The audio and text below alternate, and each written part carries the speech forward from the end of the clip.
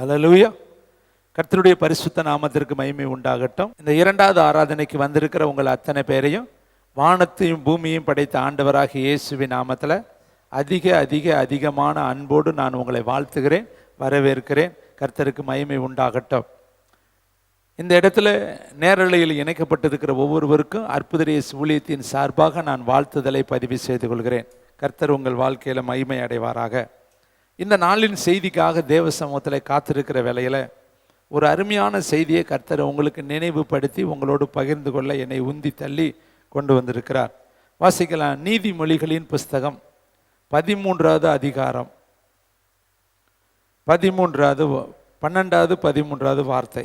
நீதிமொழிகள் 13ல் 12வது 13வது வார்த்தை. பக்க நம்பர் 774வது பக்கம். Thank you Jesus. நெடுங்காலமாய் காத்திருத்தல் இருதயத்தை இளைக்க பண்ணும், விரும்பினது வரும்போதோ ஜீவ விருட்சகம் போல் இருக்கும். திருவசனத்தை அவமதிக்கிறவன் நாசம் அடைவான், கற்பனைக்கு பயப்படுகிறவனோ பலன் அடைவான். கர்த்தருடைய பரிசுத்த நாமத்திற்கு மகிமை உண்டாகட்டும். இந்த செய்தியில் ஒரே ஒரு மைய பொருளை உங்களுக்கு நினைவுபடுத்தி அந்த மைய பொருளில் இருந்து நான் கர்த்தருடைய வார்த்தையை உங்களோடு பகிர்ந்து கொள்ள ஆவியானவராலே உந்தி தள்ளப்பட்டேன். அதில் பாருங்களே, 12வது வசனத்தில் நான் வாசிக்கிறேன், விரும்பினது வரும்போது. அப்போ இன்னைக்கு செய்தி விரும்பினது வரும் அப்படிங்கிற செய்தியை கர்த்தர் உங்களோடு பகிர்ந்து கொள்ள என்னை கொண்டு வந்து உங்கள் மத்தியில் நிறுத்தி இருக்கிறார். ஆனால் அதுக்கு மேல் வார்த்தை இருக்கு, நெடுநாளாய் காத்திருத்தல். அப்போ எப்போ விரும்பினது வரும்? காத்திருக்கும் பொழுது விரும்பினது வரும். காத்திருந்தா தான் விரும்பினதை பெற்றுக்கொள்ளணும். காத்திருக்காத பட்சத்தில் விரும்பினதை பெற்றுக்கொள்ளவே முடியாது. ஒவ்வொன்றுக்கும் ஒரு காலங்களை கர்த்தர் வைத்திருக்கிறார். இந்த வார்த்தையை எழுதினவர் சாலமோன் மூலியமாய் பரிசுத்த ஆவியானவர் எழுதி வைத்திருக்கிறார். இந்த சாலமோன் யாரு? ஞானத்தில் பேர் பெற்ற ஒரு மனிதன். இன்பமாய் நிறைய சங்கீதங்களை அவர் பாடினவர் என்று வார்த்தை எழுதப்பட்டிருக்கிறது. அதிக ஞானம் பெற்ற ஒரு மனிதர் தான் இந்த வார்த்தையை சொல்றாரு, நெடுநாளாய் காத்திருத்தல். நீங்களும் சில நன்மைகளை பெறுவதற்கு ரொம்ப நாளாக காத்திருப்பீங்க. சில நன்மைகள் உடனே கைகூடாது. காரியம் சின்னதாக தான் தெரியும், ஆனால் அதுக்கு விளக்கறையும் ரொம்ப காரியத்தை நம்ம செலுத்த வேண்டும். பாருங்களே, நான் காதில் வச்சிருக்கிற மைக்கு ரொம்ப சின்ன மைக்கு தான். இதை விட பெரிய பெரிய மைக்கெல்லாம் இங்கே இருக்குது. அதோடைய உருவத்தை பார்த்தா ரொம்ப பெருசாக இருக்கும், ஆனால் இதை பார்த்தா சும்மா சின்னதாக தான் இருக்கும். ஆனால் இங்கே கீழே இருக்கிற மைக்கை விட இதனுடைய பவர் அதிகம், அதில் இருக்கக்கூடிய தன்மை அதிகம், அதனுடைய பணமும் அதிகம். அது வசதியாக நம்ம நின்று கொண்டே பேசலாம், ஆனால் அதை கையில் பிடிச்சி பேசணும். அது அமைப்பே வித்தியாசமாக இருக்கும். இதே போல் உங்களுக்கும் ஒவ்வொன்றுக்கு பின்னாடி ஒரு நன்மையை வைத்திருப்பார். அந்த பொருளுக்கு தகுந்த மாதிரி உங்களுடைய வாழ்க்கையில் காத்திருக்கிற காலம் வரும். அது விலையேற பெற்ற பொருள்னா அதுக்கு நீங்கள் கொஞ்சம் காலம் காத்திருந்து தான் அதை பெற்றுக்கொள்ளணும். அவர் வந்து உன் தலையை நசுக்குவார் என்று சர்ப்பத்தை பார்த்து கர்த்தருடைய வார்த்தை எழுதப்பட்டிருக்கு. ஆதி ஆகமத்தில் சொன்னார், அவர் வந்து உன் தலையை நசுக்குவார். அது ஆதி ஆகமத்தில் முதல் அதிகாரத்திலேயே அந்த வார்த்தை எழுதப்பட்டிருக்கு. ஆனால் அவர் எப்போ வர்றாரு? கிட்டத்தட்ட 4000 வருஷத்துக்கு பின்னாடி அவர் கடந்து வந்தார். வேதம் சொல்லுது, தேவனுடைய பார்வையிலே ஒரு நாள் 1000 நாள் போலவும், 1000 நாள் தேவனுடைய பார்வையில் ஒரு நாள் போலவும் இருக்கு. அவர் ஒரு நாள் 1000 நாளுக்கு ஈக்குவலாகவும் 1000 நாளை ஒரு நாள் போலவும் அவர் கணிக்கக்கூடியவர். கர்த்தருடைய பார்வையில் நாட்கள் ஒரு காரியம் கிடையாது. கலாத்தியருக்கு பவுல் எழுதுறாரு, நாட்களையும் காலங்களையும் நேரங்களையும் சமயங்களையும் பார்க்கிறீர்களே, நீங்கள் இவ்வளவு புத்தி இல்லாதவரா? புத்தி இல்லாத கலாத்தியரே, சூரியனைய சந்திரனை நட்சத்திரங்களெல்லாம் பார்க்காதீங்க, கால நேரங்களை பார்க்காதீங்க, காலத்தையும் நேரத்தையும் நமக்கு கொடுத்தவரை பாருங்க. தானியேல் எழுதுறாரு, காலங்களையும் சமயங்களையும் அவர் மாற்றுகிறவர். அற்புதம் என்றா எல்லாருக்கும் நடக்கிறது, நமக்கு நடந்தால் அதுக்கு பேர் அற்புதம் கிடையாது. நம்ப முடியாத, கிரகிக்க முடியாத, யோசிக்க முடியாத, நம்ம தகுதிக்கு மீறின, நமக்கு வாய்க்கவே வழி இல்லாத ஒரு இடத்துல நடக்கிறதுக்கு பேர் தான் என்னது? அற்புதம், அதிசயம். அப்போ நம்ம எப்படி ஜெபிக்கிறோம்? அற்புதம் வேணும்னு தானே ஜெபிக்கிறோம். அப்போ அது வாய்ப்பு இல்லாத இடத்துல, வசதி இல்லாத இடத்துல, காற்று வராத இடத்துல, மழையும் வராத இடத்துல அங்கே ஒரு நடக்கிறதுக்கு பேர் அற்புதம். இந்த வனாந்தரத்தில் எப்படி கிடைக்கும்? அப்போ காற்று வராது, மழையும் வராது, ஆனால் பள்ளத்தாக்கு தண்ணீரால் நிரப்பப்படும். நமக்கு அற்புதங்கிறது எப்படி? நம்ம யோசிக்கிறபடி வந்தால் அது அற்புதம் கிடையாது. நமக்கு இயற்கையிலே நடக்கிறபடி நடந்தால் அதுக்கு பேர் அற்புதம் கிடையாது. தண்ணீரை தான் எடுத்தார், அந்த தண்ணீரை யாருமே எதிர்பார்க்கல ரசமாக கர்த்தர் மாற்றினார். ஆனால் எப்படி தான் நீங்கள் சயின்ஸ் முறைப்படி பார்த்தாலும் தண்ணீர் மாறாது, ரசமாக மாறாது. ஆனால் அதை தேவன் செய்தார். அதனால தான் அதுக்கு பேர் முதலாம் அற்புதம். உங்களுக்கு பக்கத்தில் சொல்லுங்கள், விரும்பினது வரும், நீ ஆசைப்படுறது வரும், நீ எதிர்பார்க்கிறது வரும், நீ நினைக்கிறது வரும். ஆனால் அதுக்கு நீ விலை ஒன்று கொடுக்கணும், காத்து இருக்கணும். பக்கத்தில் பார்த்து சொல்லுங்கள், அதுக்கு காலம் நெடு நாளாய் காத்து. எப்போ வர்றாரு?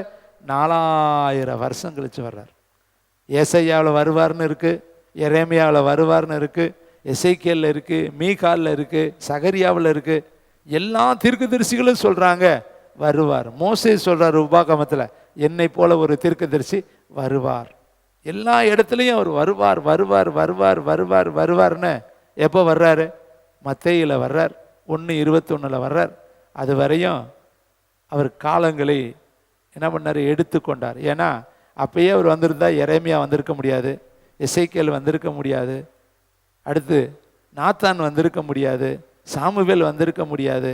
அவர் அப்பயே வந்திருந்தார்னா இன்னும் இருக்கக்கூடிய ஆகாய்கள் வந்திருக்க முடியாது, சகரியாக்கள் வந்திருக்க முடியாது, இன்னும் இருக்கக்கூடிய நிறைய தீர்க்கதரிசிகள் வந்திருக்க முடியாது. அப்போ தேவன் ஒவ்வொன்றுக்கும் ஒரு நேரம், காலங்களை, சமயங்களை வைத்திருக்கிறார். இங்கே பாருங்க, வேதம் சொல்லுது விரும்பினது வரும்போது அது எப்படி இருக்குமா? விருட்சகம், ஜீவ விருட்சகம் போல இருக்குமா. அப்போ உங்களுக்கு ஒரு ஜீவ விருட்சகம் இருக்குது. ஆனால் அதுக்கு முன்னாடி இருதயம் கொஞ்சம் இலைக்கும். காத்திருக்க மனசு அப்படியே டவுன் ஆகும். என்னப்பா எனக்கு இன்னும் ஒன்று நடக்கலையே, இப்படி நம்ம மனசு ஏங்கும். வேதத்தில் சில வசனங்களை உனக்கு நினைப்பூட்டுகிறேன். ஏசையா 40:31 வாசித்து பார்க்கலாமா? ஏசையா 40:31. Thank you Jesus. ஏசையா 40:31, பக்க நம்பர் 845. எல்லாரும் சேர்ந்து வாசிக்கலாமா? கர்த்தருக்கு காத்து இருக்கிறவர்களோ புது பலன் அடைந்து கழுகுகளைப் போல செட்டைகளை அடித்து எழும்புவார்கள். காத்து இருக்கிறவர்கள் தான் எழும்புவார்கள். பக்கத்தில் சொல்லுங்க, காத்திருங்க, உங்களை கர்த்தர் எழுப்புவார். காத்திருக்காம எழுப்ப மாட்டார். நீ காத்து இருக்கணும் கொஞ்ச நேரம். நீ அவருடைய சமூகத்தில் ஒரு நாள் அவருக்கு 1000 நாள் போல இருக்கும். அவர் சில மாதங்களாக இருக்கலாம், சில வருடங்களாக இருக்கலாம், சில காலங்களாக இருக்கலாம், சில யுகங்களாக இருக்கலாம், அது 1/4 நூற்றாண்டுகளாக இருக்கலாம், அரை நூற்றாண்டுகளாக இருக்கலாம். தேவன் உனக்குன்னு ஒவ்வொன்றையும் வைத்திருக்கிறார். அது வரையும் காத்திரு, பக்கத்தில் பொறுத்திரு. அந்த நாள் கட்டாயம் உனக்கு வரும், அந்த மகிமையை நீ காண்ப. இங்கே பாருங்களேன், வேதம் சொல்லுது காத்து இருக்கிறவர்கள் பக்கத்தில் புது பலன். அப்போ பழைய பலன் அல்ல, பழைய நினைவு அல்ல, பழைய உணர்வு அல்ல, பழைய சிந்தை அல்ல, பழைய பேச்சு அல்ல, பழைய வாழ்க்கை அல்ல, புது வாழ்க்கையை கர்த்தர் கொடுப்பார். பழசெல்லாம் ஒளிஞ்சு போயிடும். நீங்களே சொல்வீங்க, ஒரு காலம் நாங்கள் அப்படி இருந்தோம் பிரதர், இப்போ ஆண்டவர் இப்படி மாற்றிட்டார். இப்போ நம்மளே ஊழியத்தையும் சொல்லலாம். ஒரு காலத்தில் மண்ணில் இருந்தோம், செட்டில் இருந்தோம், ஒன்றும் இல்லாமல் இருந்தோம், ஒரு காலத்தில் இருந்தோம், இப்பயும் இருக்கிறோம். ஆனால் அதுக்கும் இதுக்கும் வித்தியாசம் இருக்குது. அன்றைக்கு இருந்த ஊழியத்துக்கு இன்றைக்கு இருந்த ஊழியத்திற்கும் எத்தனையோ லட்ச மடங்கு வித்தியாசம் இருக்குது. கர்த்தர் மாற்றி இருக்கிறார். அருமையானவர்களே, புது பலன் அடைந்து எப்படி எழும்புவார்களாம்? மயிலை போல, குயிலை போல, காக்காவை போல, அடுத்து சிட்டுக்குருவி போல, பச்சை கிளியை போல, புறாக்களை போலன்னு எழுதலை. இருக்கிறதுலே உயரமான இடத்துல படுக்கிறது கழுகு. கைத்தட்டுங்க, அதுதான் உயரமான இடம். இருக்கிற எல்லா பறவைகளிலும் அதிகமான ஒரு உயரத்தில் பறக்குதுன்னு சொன்னால் அது கழுகு தான். மற்ற எல்லாமே கீழே தான் பறக்கும். அப்போ காத்திருக்கிறவர்கள் எப்படி பறப்பாங்களாம்? கழுகு போல செட்டைகளை அடித்து எழும்புவார்கள். அவர்கள் ஓடினாலும் இலைப்படையார்கள், நடந்தாலும் சோர்ந்து போக மாட்டாங்க. இப்போ சோர்ந்து போயிட்டியா? ஒரு காலத்தில் உனக்கு சோர்வு என்பதே வராது, உனக்கு இளைப்பு என்பதே வராது. ஒரு காலத்தில் நீ ஓடுற ஓட்டம் இருக்கு, அந்த ஓட்டம் ரொம்ப வித்தியாசமாக இருக்கும். மான் கால்கள் உனக்கு ஆண்டவர் கொடுப்பார். அகிமாஸ் ஓட்டம் மாதிரி நீ ஓட ஆரம்பிச்சிருவ. அன்னைக்கு நீ ஓடக்கூடிய ஓட்டம் பாருங்க, எலியா ரதம் முன்னாடி போய்கிட்டு இருக்கு. அந்த ரதம் ஆகாப் ரதம், ஒரு ராஜாவுடைய ரதம். அது எப்படி வேகமாக போகும் யோசித்து பாருங்க. அந்த ரதத்தில் குதிரைகள் பூட்டியிருக்கும், 5, 6, 8 குதிரை, 10 குதிரை கூட பூட்டியிருக்கும், சேரட். அதில் ராஜா பிரயாணம் பண்ணுறார். இப்போ இருக்கிற ராஜாக்கள் எல்லாம் வச்சிருக்கிற வாகனங்கள் பார்த்தீங்களா, எவ்வளோ கை பவரான வாகனங்கள், இன்ஜின் பவர் வாகனங்கள். அவங்க வாகனத்துக்கும் நம்ம வாகனத்துக்கும் வித்தியாசம் இருக்கு. அப்போ ஆகாப் ரதம் அது எவ்வளோ பவர்ஃபுல்லான சேரட் இருக்கும், அந்த குதிரைகள் பூட்டப்பட்டிருக்கும், அது எவ்வளோ வேகமாக போகும். ஆனால் எலியாவை குறித்து வேதம் சொல்லுது, கைகளை தட்டி கர்த்தருக்கு மகிமை செலுத்துங்க, அவன் இடையை கட்டினான், ஆகாப்புக்கு ரதத்துக்கு முன்பு ஓடினான். அப்போ அவனை ஓட பண்ணினது யாரு? அவனை இவ்வளோ வீரியத்தை அவனுக்குள்ள கொடுத்தது யாரு? இன்னைக்கெல்லாம் விளையாட்டு வீரர்கள்லாம் மாத்திரை சாப்பிட்றாங்க. அந்த மாத்திரை சாப்பிட்றதுனால அவங்களுக்கு புது பலன், எனர்ஜி கிடைக்குது. அதனால அவங்க பல மணி நேரம் களைப்படையாமல் அவங்க வேலைகளை செய்கிறாங்க. அதுக்குன்னு ஒரு வித்தியாசமான மாத்திரை இருக்குது, எனர்ஜி தூண்டக்கூடியது. ஆனால் எலியா காலத்தில் அது கிடையாது. எலியா மேலே பரிசுத்த ஆவியானவர் இறங்கினார். எலியாவை பரிசுத்த ஆவியானவர் எடை கட்டினார். எலியா மேலே உன்னதமான ஒரு அபிஷேகம் இறங்கினது. இறங்கின உடனே அவன் ஓடும் பொழுது அவன் கால்களை பரிசுத்த ஆவியானவர் பிடித்து கொண்டாரு. ஓடினாலும் இளைப்படையார்கள். கைத்தட்டுங்க, ஓடினாலும் இளைப்படை. இப்போ நீங்கள் ஓடி ஓடி இழைச்சி போய் உட்காந்துருக்கிறீங்களா? களைச்சி போய் உட்காந்துருக்கிறீங்களா? 4-8 வச்சோன்னு சொல்லுவாங்க, அப்பா என்னால் நடக்க முடியல, என்னால் குடும்பத்தை நடத்த முடியலை, என்னால் ஜெபிக்க முடியலை, என்னால் வேதத்தை படிக்க முடியலை, என்னால் ஊழியம் செய்ய முடியலை, என்னால் சம்பாதிக்க முடியலை, என்னால் சாப்பிட முடியலை, என்னால் சுவாசிக்க முடியலை, என்னால் சமாதானமாக இருக்க முடியலை, எல்லாம் முடியலை முடியலை முடியலை. ஆனால் முடியாததெல்லாம் பரிசுத்த ஆவியானவர் மடை திறந்த வெள்ளம் போல உன் மேலே வரும் பொழுது எல்லாவற்றையும் முடிய பண்ணுவார். கைதட்டி கருத்திருக்க வேதம் சொல்லுது, அவர்கள் ஓடினாலும் இளைப்பு அடைய மாட்டார்கள், நடந்தாலும் சோர்ந்து போக மாட்டார்கள். யாரு? கர்த்தருக்காக காத்திருக்கிறவர்கள். காத்திருக்கும் பொழுது என்ன கிடைக்குது? புது பலன், பழைய பலன் அல்ல. அது வேதம் சொல்லுது. சவுல் சொல்றாரு, கர்த்தர் எனக்கு புது இருதயத்தை கொடுத்துட்டாரு. புது இருதயம், பழைய இருதயம் மாறி புது இருதயம், மகிழ்ச்சியின் இருதயம், சந்தோஷத்தின் இருதயம், ஆரவாரத்தின் இருதயம், அக்களிப்பின் இருதயம், விடுதலையின் இருதயம், உத்வேகத்தின் இருதயம். அவனுக்குள்ள புது ஒரு சந்தோஷம் வந்துருச்சு. அப்போ இதயமே மாறிடுச்சு. இன்னைக்கு இந்த ஆராதனையில் உங்கள் இதயத்தில் ஒரு மாற்றத்தை கர்த்தர் கொடுப்பார். என்ன கொடுத்தா நீங்கள் சிரிப்பீங்களோ, என்ன கொடுத்தா உங்களுக்கு சந்தோஷம் கிடைக்குமோ, என்ன கொடுத்தா உங்களுக்கு சமாதானம் கிடைக்குமோ, எது கொடுத்தா உங்கள் முகக்கலைகள் தாமரை போல மலருமோ, எது கொடுத்தால் மல்லிகை போல உங்களுடைய முகம் மலருமோ, எது கொடுத்தால் உங்களுக்கு சந்தோஷம் இருக்குமோ அதை கர்த்தர் கொடுப்பார். ஏன்னா இருதயத்தின் நிறைவு கர்த்தருக்கு தெரியும். எதை கொடுத்தா உங்களுக்கு சந்தோஷம் வரும்னு தேவனுக்கு தெரியும், மனுஷனுக்கு தெரியாது, எனக்கு தெரியாது. என்ன சொன்னால் உங்களுக்கு பலன் வரும்னு எனக்கு தெரியாது. ஆனால் எனக்குள்ள என்னை ஆட்கொண்டு இருக்கிற கர்த்தருக்கு உன்னை என்ன வார்த்தை சொல்லணும், எதை சொன்னால் உன்னுடைய ஆவி புது பலன் பெறுங்கிறத கர்த்தர் அறிந்திருக்கிறார். அந்த வார்த்தையை சொல்லி உன்னை உத்வேகப்படுத்தி உன்னை உற்சாகப்படுத்துவார். அப்போ காத்துரு, பக்கத்தில் சொல்லுங்கள், காத்துருங்க. இன்னும் கொஞ்சம் நாள் ஆகிதாங்க, ரொம்ப நாள் கிடையாது. 7 நாளுங்கிறது 7 ஆண்டு போல், 7 ஆண்டு 70 வருஷம் போல். 7 நாள் தானே காத்திருக்க சொன்னார் சவுலை. ஆனால் அவனால் காத்திருக்க முடியலை. அதனால தான் அவன் ஆசீர்வாதத்தை என்ன செஞ்சிட்டான், இழந்து போயிட்டான். வேதத்தில் இன்னும் கர்த்தர் சொன்ன காரியத்தை பாருங்கள், எப்படி நம்மளை காத்திருக்க வைக்கிறார். 2 சாமுவேல் புஸ்தகம் 2ஆம் அதிகாரம் 5ஆம் அதிகாரம் 24ஆம் வசனம். 2 சாமுவேல் 5ஆம் அதிகாரம் 22வது வசனத்தை, 23வது வசனம், 24வது வசனத்தை நம்ம வாசிக்கலாம். தேங்க்யூ. 2 சாமுவேல் புஸ்தகம் 391வது பக்கம், எல்லாரும் எடுத்துக்கொள்வோம். 391வது பக்கம், 2 சாமுவேல் புஸ்தகம். தேங்க்யூ. 5ஆம் அதிகாரம் நேரடி 24வது வசனத்தை வாசிக்கலாம். முசுக்கொட்டை செடிகளின் நுனிகளிலே செல்லுகிற இறைச்சலை நீ கேட்கும் பொழுது சீக்கிரமாய் எழும்பிப்போ, அப்பொழுது பெலிஸ்தீரின் பாளையத்தை முறியடிக்க கர்த்தர் உனக்கு முன்பாக புறப்பட்டிருப்பார் என்றார். கர்த்தர் தாவீதுக்கு கட்டளையிட்ட பிரகாரம் அவன் செய்து பெலிஸ்தீரை கேபா துவங்கி கேசேர் எல்லை மட்டும் முறியடித்தான். அதுக்கு மேல் வசனம் எங்கே ஆரம்பிக்குது? 22 பாருங்க. பெலிஸ்தீர் திரும்ப வந்து ரெப்பாயும் பள்ளத்தாக்கிலே இறங்கினார்கள். தாவீது கர்த்தரிடத்தில் விசாரித்ததற்கு அவர், நீ நேராக போகாமல் அவர்களுக்கு பின்னாக சுற்றி முசுக்கொட்டை செடிகளுக்கு எதிரே இருந்து அவர்கள் மேல் பாய்ந்து முசுக்கொட்டை செடிகளின் நுனியிலே செல்லுகிற இறைச்சலை நீ கேட்கும் போது, அவ்வளோதான். அதில் ஆன் இருக்கு. ஒரு பெரிய கேப் இருக்கு. எப்போ கேட்கும் பொழுது, எத்தனை மணிக்கு கேட்கும்? காலையில் கேட்குமா, மத்தியானம் கேட்குமா, சாயந்தரம் கேட்குமா, அடுத்த நாள் கேட்குமா? இதுக்கு இடையில நிறைய நாட்கள் உள்ளே இருக்கு. இப்போ ஒரு செடியில் போய் உட்கார்ந்து இருக்கிறாரு ராஜாவை ஒரு தாவீதை கர்த்தர் சொல்றாரு, ஒரு செடியில் போய் காத்துரு, அந்த செடிக்கடியில் நீ உட்காந்துரு, அந்த செடியில் ஒரு சத்தம் கேட்கும், அந்த சத்தத்தை நீ கவனித்து கொண்டுரு. எப்போ அந்த சத்தம் உனக்கு கேட்குதோ அப்போ நீ புறப்படு, அப்போ நான் உனக்கு முன்பாக புறப்பட்டு இருப்பேன். நல்லா கவனிங்க, செடியில் சத்தம் வந்தால் தான் புறப்படணும், அப்போ தான் கர்த்தர் போவார். செடியில் சத்தம் வராமல் நீ புறப்பட்டேன்னா கர்த்தர் வரமாட்டார், நீ மட்டும்தான் போகணும். அவர் எங்கே இருப்பார்? பின்னாடி இருப்பார். வேதம் சொல்லுது, யோசாபாத்தோடு கர்த்தர் இருந்தார், தாவீதோடு கர்த்தர் இருந்தார், யோசேப்போடு கர்த்தர் இருந்தார், பவுலோடு கர்த்தர் இருந்தார். இம்மானுவேலர் என்றால் கர்த்தர் நம்மோடு இருக்கிறார் என்று அர்த்தம். அப்போ தேவன் சொல்கிற நேரம் வரையும் நம்ம காத்திருந்து புறப்பட்டா கர்த்தர் கூட வருவார். நம்மளாக புறப்பட்டா கர்த்தர் என்ன செய்ய மாட்டார்? கூட வர மாட்டார். அப்போ காத்திருக்கிற வேண்டிய நாள் எப்போ சத்தம் கேட்கும்? ஒரு செடியில் எப்போ சத்தம் கேட்கும்? முசுக்கொட்டை செடியில் போய் உட்கார சொல்லிட்டார்.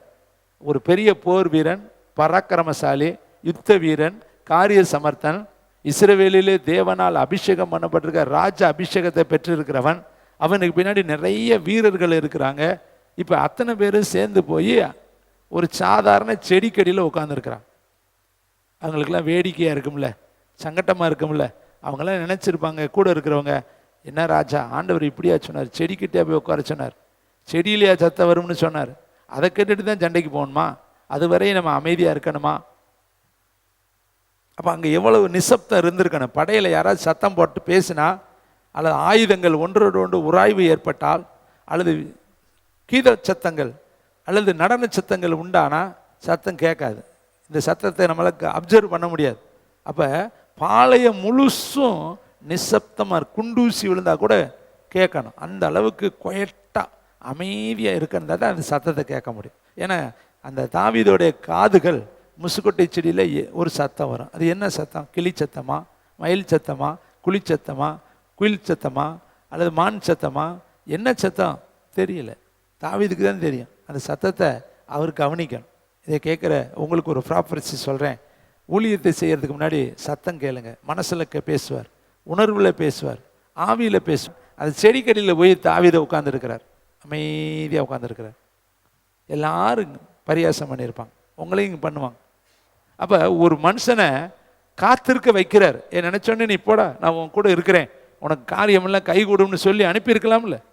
அவனை மட்டுமல்ல, எல்லா பேத்துக்குமே காத்திருத்தலை கற்றுக் கொடுத்தார். எல்லாம் போய் உட்காரு. இப்போ அந்த பட்டயத்தெல்லாம் கீழே போட்டுட்டு, ஈட்டியெல்லாம் கீழே போட்டுட்டு, எல்லாத்தையும் போட்டுட்டு எல்லாம் பேசாமல் உட்காந்து, பேசக்கூடாது, அமைதியாக இருக்கணும். ஆனால் நம்மளால் பேசாமல் இருக்க முடியுதா? பேசிக்கிட்டே தான் இருக்கிறான். அதனால தான் வேதம் சொல்லுது, தீமோத்தேயுக்கு பவுல் எழுதுறது, கிழவிகள் பேச்சுக்கு நீ விலகிரு. கிறிஸ்துவின் நாமத்தை சொல்லுகிற எவனும் அநியாயத்தை விட்டு விலக கடவன் என்பதே அதற்கு முத்திரையாக இருக்கு. இழிவான கிழவிகள் பேச்சு, கிழவிகள் பேச்சு எப்படி இருக்கும்? அவங்களுக்கு தூக்கம் வராது நைட் நேரத்தில். பார்த்துருக்குறீங்களா? யார் வீட்டில் கிளவி இருக்குன்னா அவங்க கட்டாயம் 12 மணிக்கு மேலே எந்திரிச்சிருவாங்க. எந்திரிச்சு உலகத்தில் இருக்கிற பூரா கதையும் பேசுவாங்க. அவங்கள்ட்ட போனேன்னா ஆல் இந்தியா ரேடியோ செய்தி பூரா கேட்கலாம், எல்லாம் சொல்லிடும். அவங்களுக்கு என்னென்ன தெரியுதோ அதை பேசுவாங்க. இல்லாட்டி கிமுலேருந்து கிபி வரையும் எல்லா கதையும் அந்த காலத்தில் நடந்ததெல்லாம் பேசுவாங்க. ஏன்னா அவங்களுக்கு என்ன இல்லை, கீத வாத்தியத்தின் சத்தம் அற்று போய், மேட்டுக்காக அச்சம் உண்டாகி, வழியிலே பயங்கள் தோன்றி, வாதுமை மரமெல்லாம் வெள்ளையெல்லாம் பூத்து போய், வெள்ளிக்கயிறுனா நரம்பெல்லாம் கட்டு விட்டு, இப்போ உட்காந்து அவங்களுக்கு தூக்கம் வராது. தூக்கம் கொண்டாடுறவன் வந்து நிற்பேன், இந்த கிளவி என்னைக்கு மண்டையை போடும், சீக்கிரம் எடுத்து புதைக்கலான்னு பார்த்தா காலையிலே ஊர்க்காரதை பேசிக்கிட்டு இருக்குன்னு சொல்லிக்கிட்டு இருப்பேன். அப்படி காலம் வர்றதுக்கு முன்னாடி உன் வாலிப பருவத்தில் உன் சிருஷ்டிகரை நினை. இதை கேட்குற தம்பி, தங்கச்சி, தாயை, தகப்பனே. அப்போ ஒரு செடியில் போய் கர்த்தர் ஒரு யுத்த வீரனை உட்கார்ந்துருப்பான். இந்த செடிக்கடியில் உட்கார், அதுலேயும் ஒரு சத்தம் இருக்குது. அப்போ செடிக்கடியில் சத்தம் இருக்குது. கர்த்தருடைய சத்தம் காதேஸ் வனாந்தரத்தை அதிர பண்ணும்.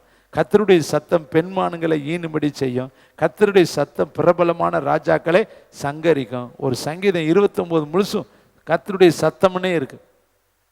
அப்போ கர்த்தர் இந்த இடத்துல செடிக்குள்ளே இருந்து ஒரு சவுண்டு கொடுப்பார். அந்த முட்செடிகள் இருந்து மோசையோடு பேசினார் அல்லவா, அது முட்செடின்னு வேதம் சொல்லுது. இங்கே முசுக்கொட்டை செடி. அப்போ ஒவ்வொரு செடிக்குள்ளேயும் கர்த்தர் என்ன செய்கிறார்? கிரியை செய்ய வல்லமை உள்ளவராக இருக்கிறார். அப்போ அந்த செடி சத்தத்தை அவன் கேட்கணும், உட்காந்துருக்கணும். எவ்வளோ நேரம் உட்காந்துருந்தேன் எழுதப்படல, ஒரு வரி தான் இருக்குது. ஆனால் நம்ம அதை தாண்டி போயிடுவோம். ஆனால் அந்த இடத்துல நிறுத்தி அவன் உட்காந்துருந்துருப்பானே. ஒரு நாள்னு வச்சுங்களேன் 24 மணி நேரம், 2 நாள்னு 48 மணி நேரம், சில நாளில் அந்த ஒரு நாள் 2 நாள் கூட 4 நாள் 5 நாள் கூட ஆயிருக்கும். பாருங்களே, ஒரு சின்ன காரியம் தான், ஈஸியான காரியம். ஆனால் தேவன் எப்படி காத்திருக்க வைக்கிறார். வாசிக்கலாம் யோசுவா எழுதின புஸ்தகம். Thank you Lord Jesus. 6ஆம் அதிகாரம் 3ஆம் வசனம். 274வது பக்கம், 274வது பக்கம். யோசுவா புஸ்தகம் 6ஆம் அதிகாரம் 3வது வசனம். யுத்த புருஷராகிய நீங்கள் அனைவரும் பட்டணத்தை சூழ்ந்து ஒரு தரம் சுற்றி வாருங்கள். இப்படியே 6 நாளாக எரிகோ எத்தனை மைல் இருக்கான்? குறைஞ்சது 10 மைல்னு வச்சுங்களேன். ஒவ்வொரு நாளும் 10 மைல் நடக்கணும்.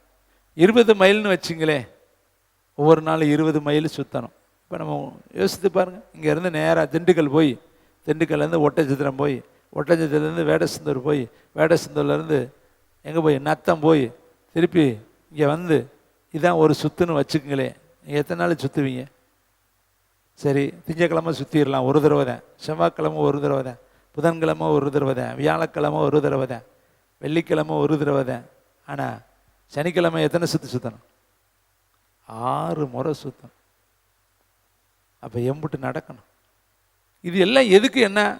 அந்த எரிகோ மதில் உடையணும், அவ்வளோதான். அதை நீ கடப்பாறையில் உடைக்கக்கூடாது, சம்பட்டியில் உடைக்கக்கூடாது. நான் சொல்கிற மெத்தடில் நீ காத்திருந்து பொறுத்திருந்து அதன்படி கீழ்ப்படிஞ்சு நடந்தேன்னா அதுவாக உடையும், அவ்வளோதான். அது ரகசியம். அப்போ அதுவாக காரியம் கைகூடணும்னா என்ன செய்யணும்? நம்ம தானாக பழுத்து சாப்பிட்டா எப்படி இருக்கும்? அதை கல்லில் வச்சு பழுக்க வச்சு சாப்பிட்டுட்டு எல்லோரும் பாத்ரூமும் வீட்டுமா நடந்துக்கிட்டு இருக்கேன், எல்லாம் டிசென்ட்ரி ஆகி போயிரு. தானாக பழுக்கிறது எப்படி இருக்கும்? பழுக்க வைக்கிறது எப்படி இருக்கும்? அதை வேகமாக, இந்த கோழி பார்த்துருக்கிறீங்களா? அந்த பிராய்லர் கோழி, அந்த கோழி ஒரு நாளைக்கு ஒரு அளவு வெயிட் போடும். ஜல்லு ஜல்லு ஜல்லுன்னு வெயிட் போட்டுக்கிட்டே வரும். அதை சாப்பிட்றவனுக்கும் வெயிட் போடும். ஏன்? அது பூரா உள்ள என்ன இருக்குது? கெமிக்கல். அது வேக வேகமாக எடை கூடும்படி அதுக்கு எனர்ஜி கொடுக்கப்படுகிறது, மாத்திரை கொடுக்கப்படுது. அது உடம்புக்கு கெடுதிங்கிறாங்க டாக்டர்கள். சொல்கிறாங்க பிள்ளைகளுக்கு கொடுக்காதீங்க, அது சீக்கிரம் பருவம் எய்திரும். அதனால் வாழ்க்கையில் நிறைய பிரச்சனை அதில் சொல்கிறாங்க. காரணம் அது பூராமே என்ன இருக்குது? உள்ள மாத்திரைகள் செலுத்தப்படுதுங்கிறாங்க. ஆனால் இயற்கையில் குப்பைகளில் அலையிறது, காடுகளில் அலையிறத பாருங்கள், அது உடம்புக்கு நல்லது. அதில் எதுவுமே கிடையாது, பாய்சன் கிடையாது, அது சாப்பிடலாங்கிறாங்க. ரெண்டுமே கோழி தான். ஆனால் ஒன்றுக்குள்ளே என்ன இருக்குது? மருந்து. ஒன்றுக்குள்ளே அழிக்கக்கூடியது, ஒன்றுக்குள்ளே ஆக்கக்கூடியது இருக்குது. இப்போ எரிகோவை ஈஸியாக சொல்லாமல் தானே உடைய போகுது, அதான் தானே விழுக போகுது. அதுக்கு எதுக்கு சுற்றி வரணும்? கால் வலிக்கும்ல, கை வலிக்கும்ல. அது யுத்த சன்னராக வரணும். அப்படின்னா காலையிலே எந்திரிச்சு மிலிட்ரி ஆயுதத்தெல்லாம் ஷூ போடணும், பெல்ட்டு கட்டணும், மார்க்கவசம் கட்டணும், இடைக்கச்சை கட்டணும், கை கவசம் போடணும், இன்னும் இருக்கக்கூடிய தலைச்சீரா போடணும், அந்த ஆயுதங்களை கையில் எடுக்கணும், அதை தூக்கிக்கிட்டு சமக்கணும். என்ன வலிக்கும் அவனுக்கு. சும்மா செருப்பு போட்டுட்டு பூட்ஸ் எல்லாம் போட்டுட்டு நடக்கணுமே. அது அத்தனை சோல்ஜர்ஸ் தலையில் பார்த்துருக்கிறீங்களா? இராணுவ வீரர்களை அத்தனை பொருட்களை சோல்டரில் வச்சுருப்பான். அதை தூக்கிக்கிட்டு நடக்கிறதுங்கிறது ஆகிற காரியமா? எவ்வளோ கஷ்டம். ஆனால் 6 நாள் நட, ஒவ்வொரு நாளைக்கு ஒரு தடவை நட. 6ஆம் நாள் 6 தடவை நட, 7ஆவது தடவை ஆர்ப்பரி. அப்போ இந்த ஒரு சின்ன காரியம்தான் நமக்கு பார்க்க. ஆனால் அதுக்கு தேவன் எவ்வளோ நாட்களை, இந்த பாளையம் ஊரா அங்கே நிற்குது, எல்லாரும் போயிட்டு வந்து உட்காந்துருப்பேன். எதுக்கு? 7ஆம் நாளுக்காக எல்லாம் காத்திருக்கிறேன். அப்போ தான் அது உடையும். சுற்றி வந்தால் உடையாது, சுற்றி வந்தால் உடையாது, சுற்றி வந்தால் உடையாது, சுற்றி தான் வரணும், ஆனால் உடையாது. நாகமான முக்குனா ஒரு தடவை முக்கிட்டு வந்தால் அற்புதம் நடக்கலை, 2 தடவை முக்கிட்டு வந்தால் அற்புதம் நடக்கலை, 3 தடவை முக்கிட்டு வந்தால் அற்புதம் நடக்கலை. எலியா முதல் தர முழங்கால் போட்டு ஜெபிக்கிறாரு, தலைகுனியே ஜெபம் பண்ணுறாரு, தலையை கீழே வச்சு ஜெபம் பண்ணிட்டு போய் பாருங்கிறாரு. உன்னையும் காணாம். 2வது முறை பாரு, உன்னையும் காணாம். 3வது 4வது 5வது 6வது 7வது தடவை. இப்போ சொல்கிறேன், இத்தனை பேர் வானம் வெட்ட வெளிச்சமாக இருந்துச்சு, இப்போ தான் ஒரு உள்ளங்கை அளவு மேகம் எழும்பியிருக்கு. எத்தனாவது முறை? 7வது முறை. 7வது தடவை போகும்பொழுது அவன் நினச்சிருப்பேன் 6 தடவை சுகமாகாததா இப்போ ஆயிரப்போகுது. ஆனால் 7வது முறை அந்த நேரம், அதான் அந்த டைம்.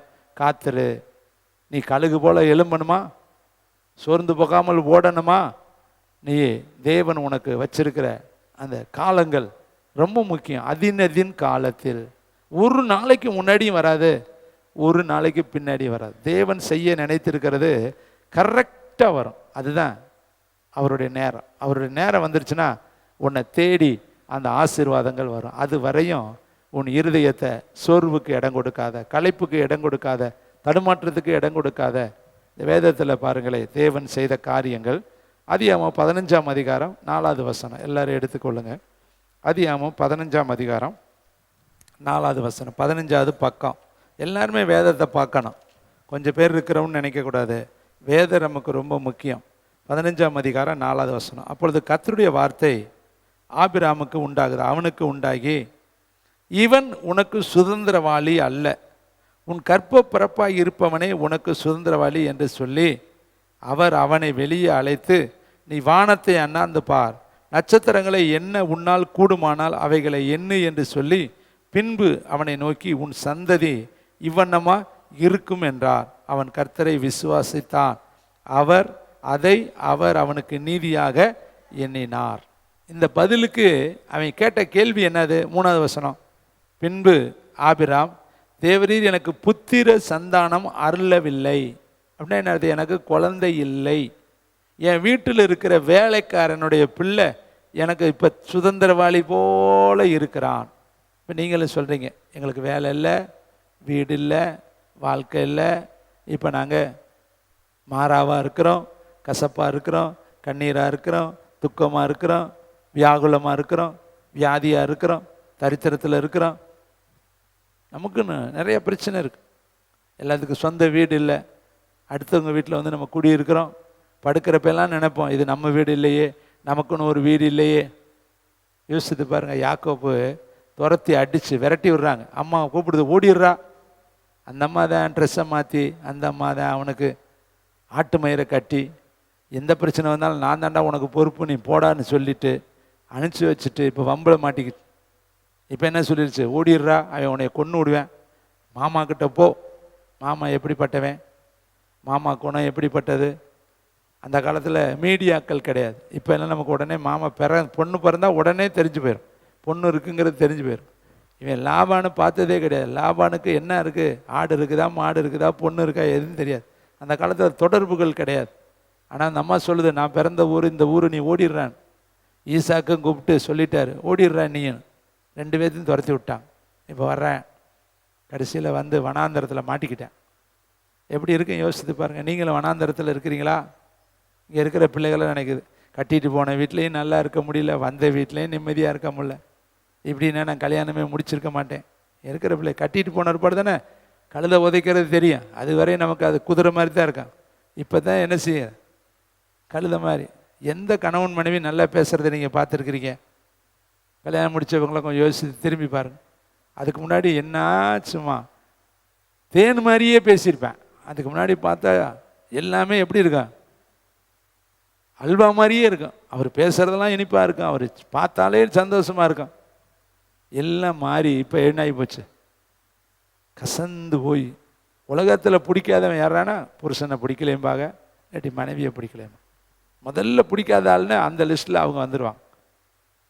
ஏன்னா கூடையே இருந்து இருந்து இருந்து சலிச்சு புளிச்சு கசந்து மாட்டிக்கிட்டு வேறு வழி இல்லாமல். பழைய ஏற்பாடாக இருந்தால் பிரமாணத்தை ஒன்று எழுதி கொடுத்துட்டு பிடிங்கிட்டு போயிடலாம். இப்போ பிரமாணத்தையும் கொடுக்க முடியாது, இந்த ஒரு வகையில் பிரமாணத்தையும் மாற்ற முடியாது. கடைசியில் என்ன பண்ணுறது, நீயும் நானும் உதைக்கிற, 2 பேரும் மாற்றி மாற்றி உதைச்சிட்டு வண்டியை என்ன பண்ணுவான், கல்ற வரையும் ஓட்டுவோம்டான்னு நிறைய பேர் ஓட்டிக்கிட்டு இருக்காங்க. வேறு வழி இல்லை, என்ன பண்ணுறதுனே தெரியல, இசைந்து போக முடியல, ஒத்து போக முடியல இருக்காங்க. அப்போ கசப்பு, வீட்டில் சமாதானம் இல்லை, மாமியாவோட ஒத்து போக முடியல, மருமகளோட ஒத்து போக முடியல, மாமனாரோட ஒத்து போக முடியல, குழந்தைங்களோட ஒத்து போக முடியல, போதிய சம்பார்த்தனை இல்லை, போதிய வருமானம் இல்லை, ஆசைப்பட்டது கிடைக்கல, விரும்பின வாழ்க்கை அமையலை, எதிர்பார்த்தது கைகூடலை. எல்லாருடைய வாழ்க்கையிலையும் ஒரு வெற்றிடம். அருமையான தம்பி தங்கச்சி, இவன் சொல்கிறேன், என்ன சொல்கிறேன், எனக்கு என் பிள்ளை இல்லையா, அடுத்தவன் பிள்ளையில எனக்கு சுதந்திரவாளியாக இருக்கிறேன். அதே மாதிரி தான் அங்கே யாக்கோபு சொல்கிறேன், போய் ஒரு இடத்துல படுத்துருக்கிற பொழுது நினச்சிருப்பேன், பேசாமல் அம்மா வச்ச கேட்காம இருந்தாலும் அம்மாவோட மடியிலேயாவது படுத்துருந்துருக்கலாம், அல்லது வீட்டில் ஒரு தலைவாணியாவது கிடச்சிருக்கான், ஒரு போர்வையாவது கிடச்சிருக்கான், பேசாமல் கூடார வச்சு சாப்பிட்டுட்டு வீட்டில் இருந்திருக்கலாம். இந்த அம்மா பேச்சை கேட்டு கடைசியில் ரோட்டில் வந்து அனாதையாக படுத்து கிடக்கிறேன் பாரு, யாருமே இங்கே இல்லை, ஒரு வேலைக்காரன் கிடையாது, ஒரு காக்கா கூட அங்கே கிடையாது, ஒத்தையில் படுத்து. அவன் ஏற்கனவே பயந்த சுபாவம் இல்லை, ஏன்னா கூடாரவாசியாக இருந்தவன், குணசாலியாக இருந்தவன் வீட்டிலே. இதுதான் அவன் முதல்ல தனிமையாக படுக்கிற ராத்திரி. எப்படி நடுங்கி திகைச்சு களைச்சு போய் கல்லை எடுத்து தலையில் வச்சு படுத்தா எப்படி இருக்கும், கல்லை வச்சு படுத்தா படுத்து பாருங்க. ஒரு நாளைக்கு தலைவணியோட படுத்துருக்கிற நீங்கள் ஒரு நாளைக்கு தலைவணி இல்லாமல் படுங்க, தூக்கம் வராது. சொல்லுவீங்க, தலைவணி இல்லை பிரதர் தூக்கம் இல்லை, போர்வை இல்லை பிரதர் தூக்கம் வரல, என் வீட்டை விட்டுட்டு வேறு வீட்டில் படுத்தேன் தூக்கம் வரல, இடத்த மாற்றி படுத்து தூக்கம் வரல. அப்போ பார்த்தீங்களா, நம்ம உடம்பு செட் ஆயிடுச்சு, இங்கே படுக்கணும், இந்த தலைவணி இருக்கணும், இந்த போர்வை இருக்கணும், இந்த நபர்கள் இருந்தால் தூக்கம் வரும். இப்போ இவன் எப்படி தூங்கியிருப்பேன்? இப்போ அங்கே அத்தறையாய் அனாதையாய் தனிமையாக கிடக்கிற அவனுக்கு மேலே கர்த்தர் நின்னார். கைத்தட்டி கர்த்தருக்கு நன்றி சொல்லுங்க. என்ன சொன்னார் தெரியுமா? நான் உனக்கு சொன்னதை செய்கிற அளவு உன்னை கைவிட மாட்டேன், உன்னை கிழக்கிலையும் மேற்கிலையும் தெற்கிலையும் வடக்கிலையும் நீ இடங்கொண்டு பெருகுவாய், நீ போகிற இடமெல்லாம் நான் உன் கூட இருப்பேன், இந்த பூமியை நான் உனக்கு சொந்தமாக தருவேன், இதுதான் உனக்கு பூமி, இந்த பூமியில் நான் உனக்கு சொந்தமாக தருவேன். ஒன்றுமே இல்லாதவனுக்கு வாக்கு தத்தம் கொடுக்குறார், ஒன்றுமே இல்லாதவனுக்கு கர்த்தர் ஆசீர்வாத மலைகளை பொழிகிறார். அப்போ பொய்யுரைக்க தேவன் மனிதனை சொல்லிட்டாருன்னா அந்த இடத்த தருவார். பின்னாடி வரும் பொழுது அதே இடத்துல வந்து சொல்கிறேன், வெறுங்கையா போனேன், 2 பரிவாரங்களுக்கு தகப்பனா என்னை மாற்றிட்டார். கைது வந்துடுவேன். நீங்கள் அப்படி வருவீங்க, வெறுங்கையா படுத்திருக்கிறீங்களா? அதான் காத்திருத்தல் இருதயத்தை இலைக்க பண்ணோம். விரும்பினது வரும் பொழுது அந்த ஆறு அதே ஆறு தான், அதே இடம் தான், அதே பிளேஸ்க்கு மீண்டும் வர்றேன். சொல்கிறேன், வெறுங்கையா நான் போனேன், அன்னைக்கு ஒன்றும் இல்லை, இன்னைக்கு 2 பரிவாரத்திற்கு நான் தகப்பனாக இருக்கிறேன். எல்லாம் கர்த்தர் கொடுத்துட்டார், மனைவி கொடுத்துட்டாரு, பிள்ளைகள் கொடுத்துட்டாரு, என்ன கொடுத்துட்டாரு, குதிரைகள் கொடுத்துட்டாரு, கழுதைகள் கொடுத்துட்டாரு, ஆடு மாடுகள் கொடுத்துட்டாரு, வேலையாட்கள் சம்பத்துக்களை எல்லாம் கொடுத்துட்டாரு. இப்போ நான் ஒன்றும் இல்லாமல் போய் மகிமையாய் கர்த்தர் என்னை கொண்டு வந்திருக்கிறார். அதே இடம் தாங்க. அப்போ இருதயம் இழைச்சி போன அந்த இருதயத்தை இப்போ என்ன பண்ணிட்டார்? விரும்பினது வரும் பொழுதோ ஜீவ விருட்சம். பக்கத்தில் சொல்லுங்க, உங்களை ஒரு நாளைக்கு கர்த்தர் டாப்பாக உயர்த்துவார். சொல்லுங்க, எப்படி உயர்த்துவார்? விசுவாசிக்கிறீங்களா? விசுவாசம் என்பது நம்பப்படுகிறவைகள்னு உறுதி. ஒரு நாள் அந்த யோசேப்பு ஜெயிலில் படுத்திருந்திருப்பேன். எப்படி படுத்திருப்பேன்? அபாண்டமான குற்றம் சாட்டி ஜெயிலுக்குள்ளே தள்ளிட்டாங்க. ஏற்கனவே கைதி, ஏற்கனவே அடிமையாக 20 வெள்ளிக்காசுக்கு வாங்கிட்டு வந்தவன், அவன் மேலே இன்னொரு குற்றத்தை சேர்த்து சொல்லி இப்போ ஜெயிலுக்குள்ளே தள்ளிட்டாங்க. எப்படி இருக்கும்? ஏற்கனவே விழுந்த அடியே சரியான அடி. அண்ணன் தம்பியெல்லாம் விற்றுட்டு அவன் வந்து அந்த ஊரில் அடிமையாக இருக்கிறான். அதுவே அவனுக்கு வேதனை மேலே வேதனை, கஷ்டத்தின் மேலே கஷ்டம். அதை நினச்சி அவன் துக்கத்தில் இருக்கிறான். அதனால தான் பின் நாட்களில் அவன் சொல்கிறான், என் வருத்தம் யாவையும் கர்த்தர் மறக்க பண்ணினார், அதனால் இவனுக்கு பேர் மனாசே. அப்போ அவனுக்கு வருத்தத்தோடு தானே இருக்கிறேன், கண்ணீரோடு தானே இருக்கிறேன், துக்கத்தோடு தானே இருக்கேன். அதனால தான் நம்ம பிள்ளைக்கு மனாசேன்னு பேர் வைக்கிறேன். அடுத்து பெருக பண்ணினார்னு எப்ராஹிமும் வச்சான்.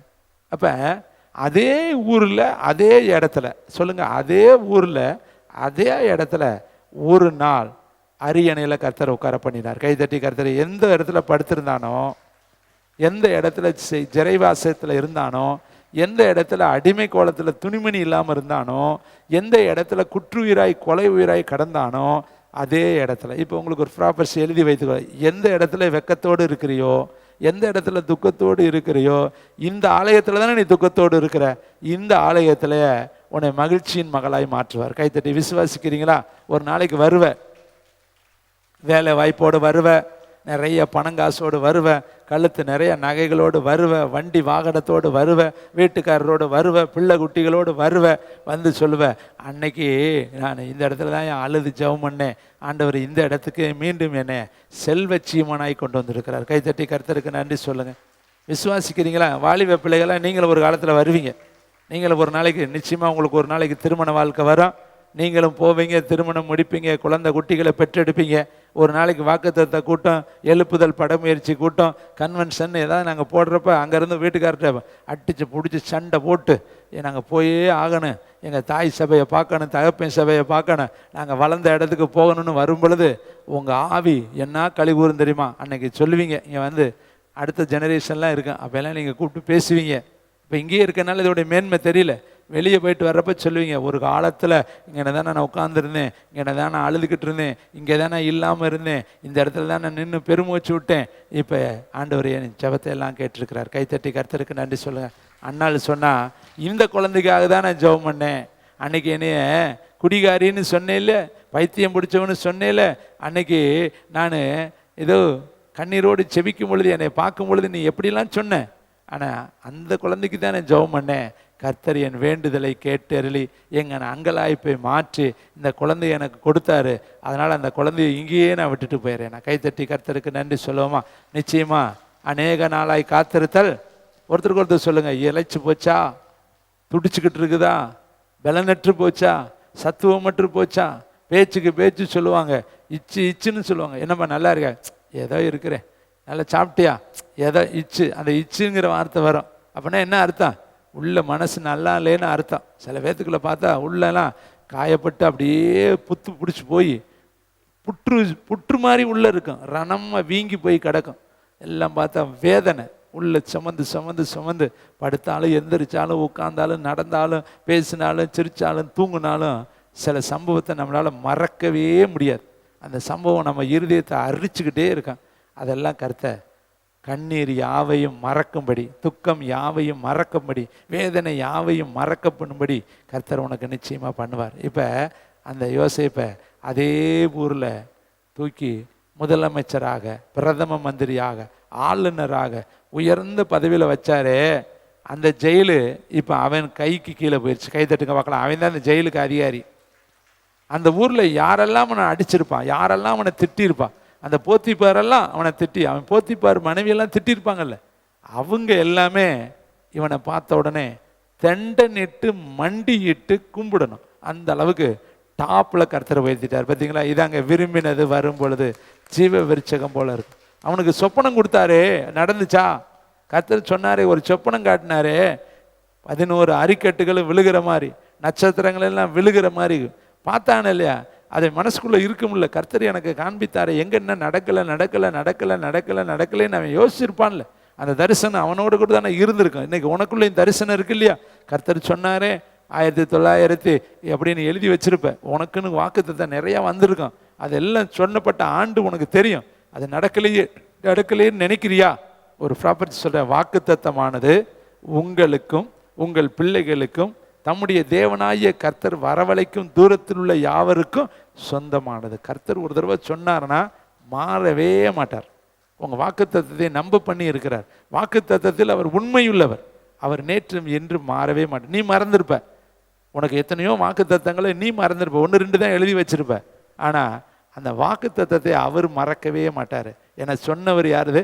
உண்மையுள்ள தெய்வம். அவர் கரெக்டாக வச்சிருந்து அதை நிறைவேற்ற அவர் உண்மையுள்ளவர். அதனால வாக்கு தத்தத்தில் அவர் உண்மையுள்ளவர். வாக்கு மாறவே மாட்டார்.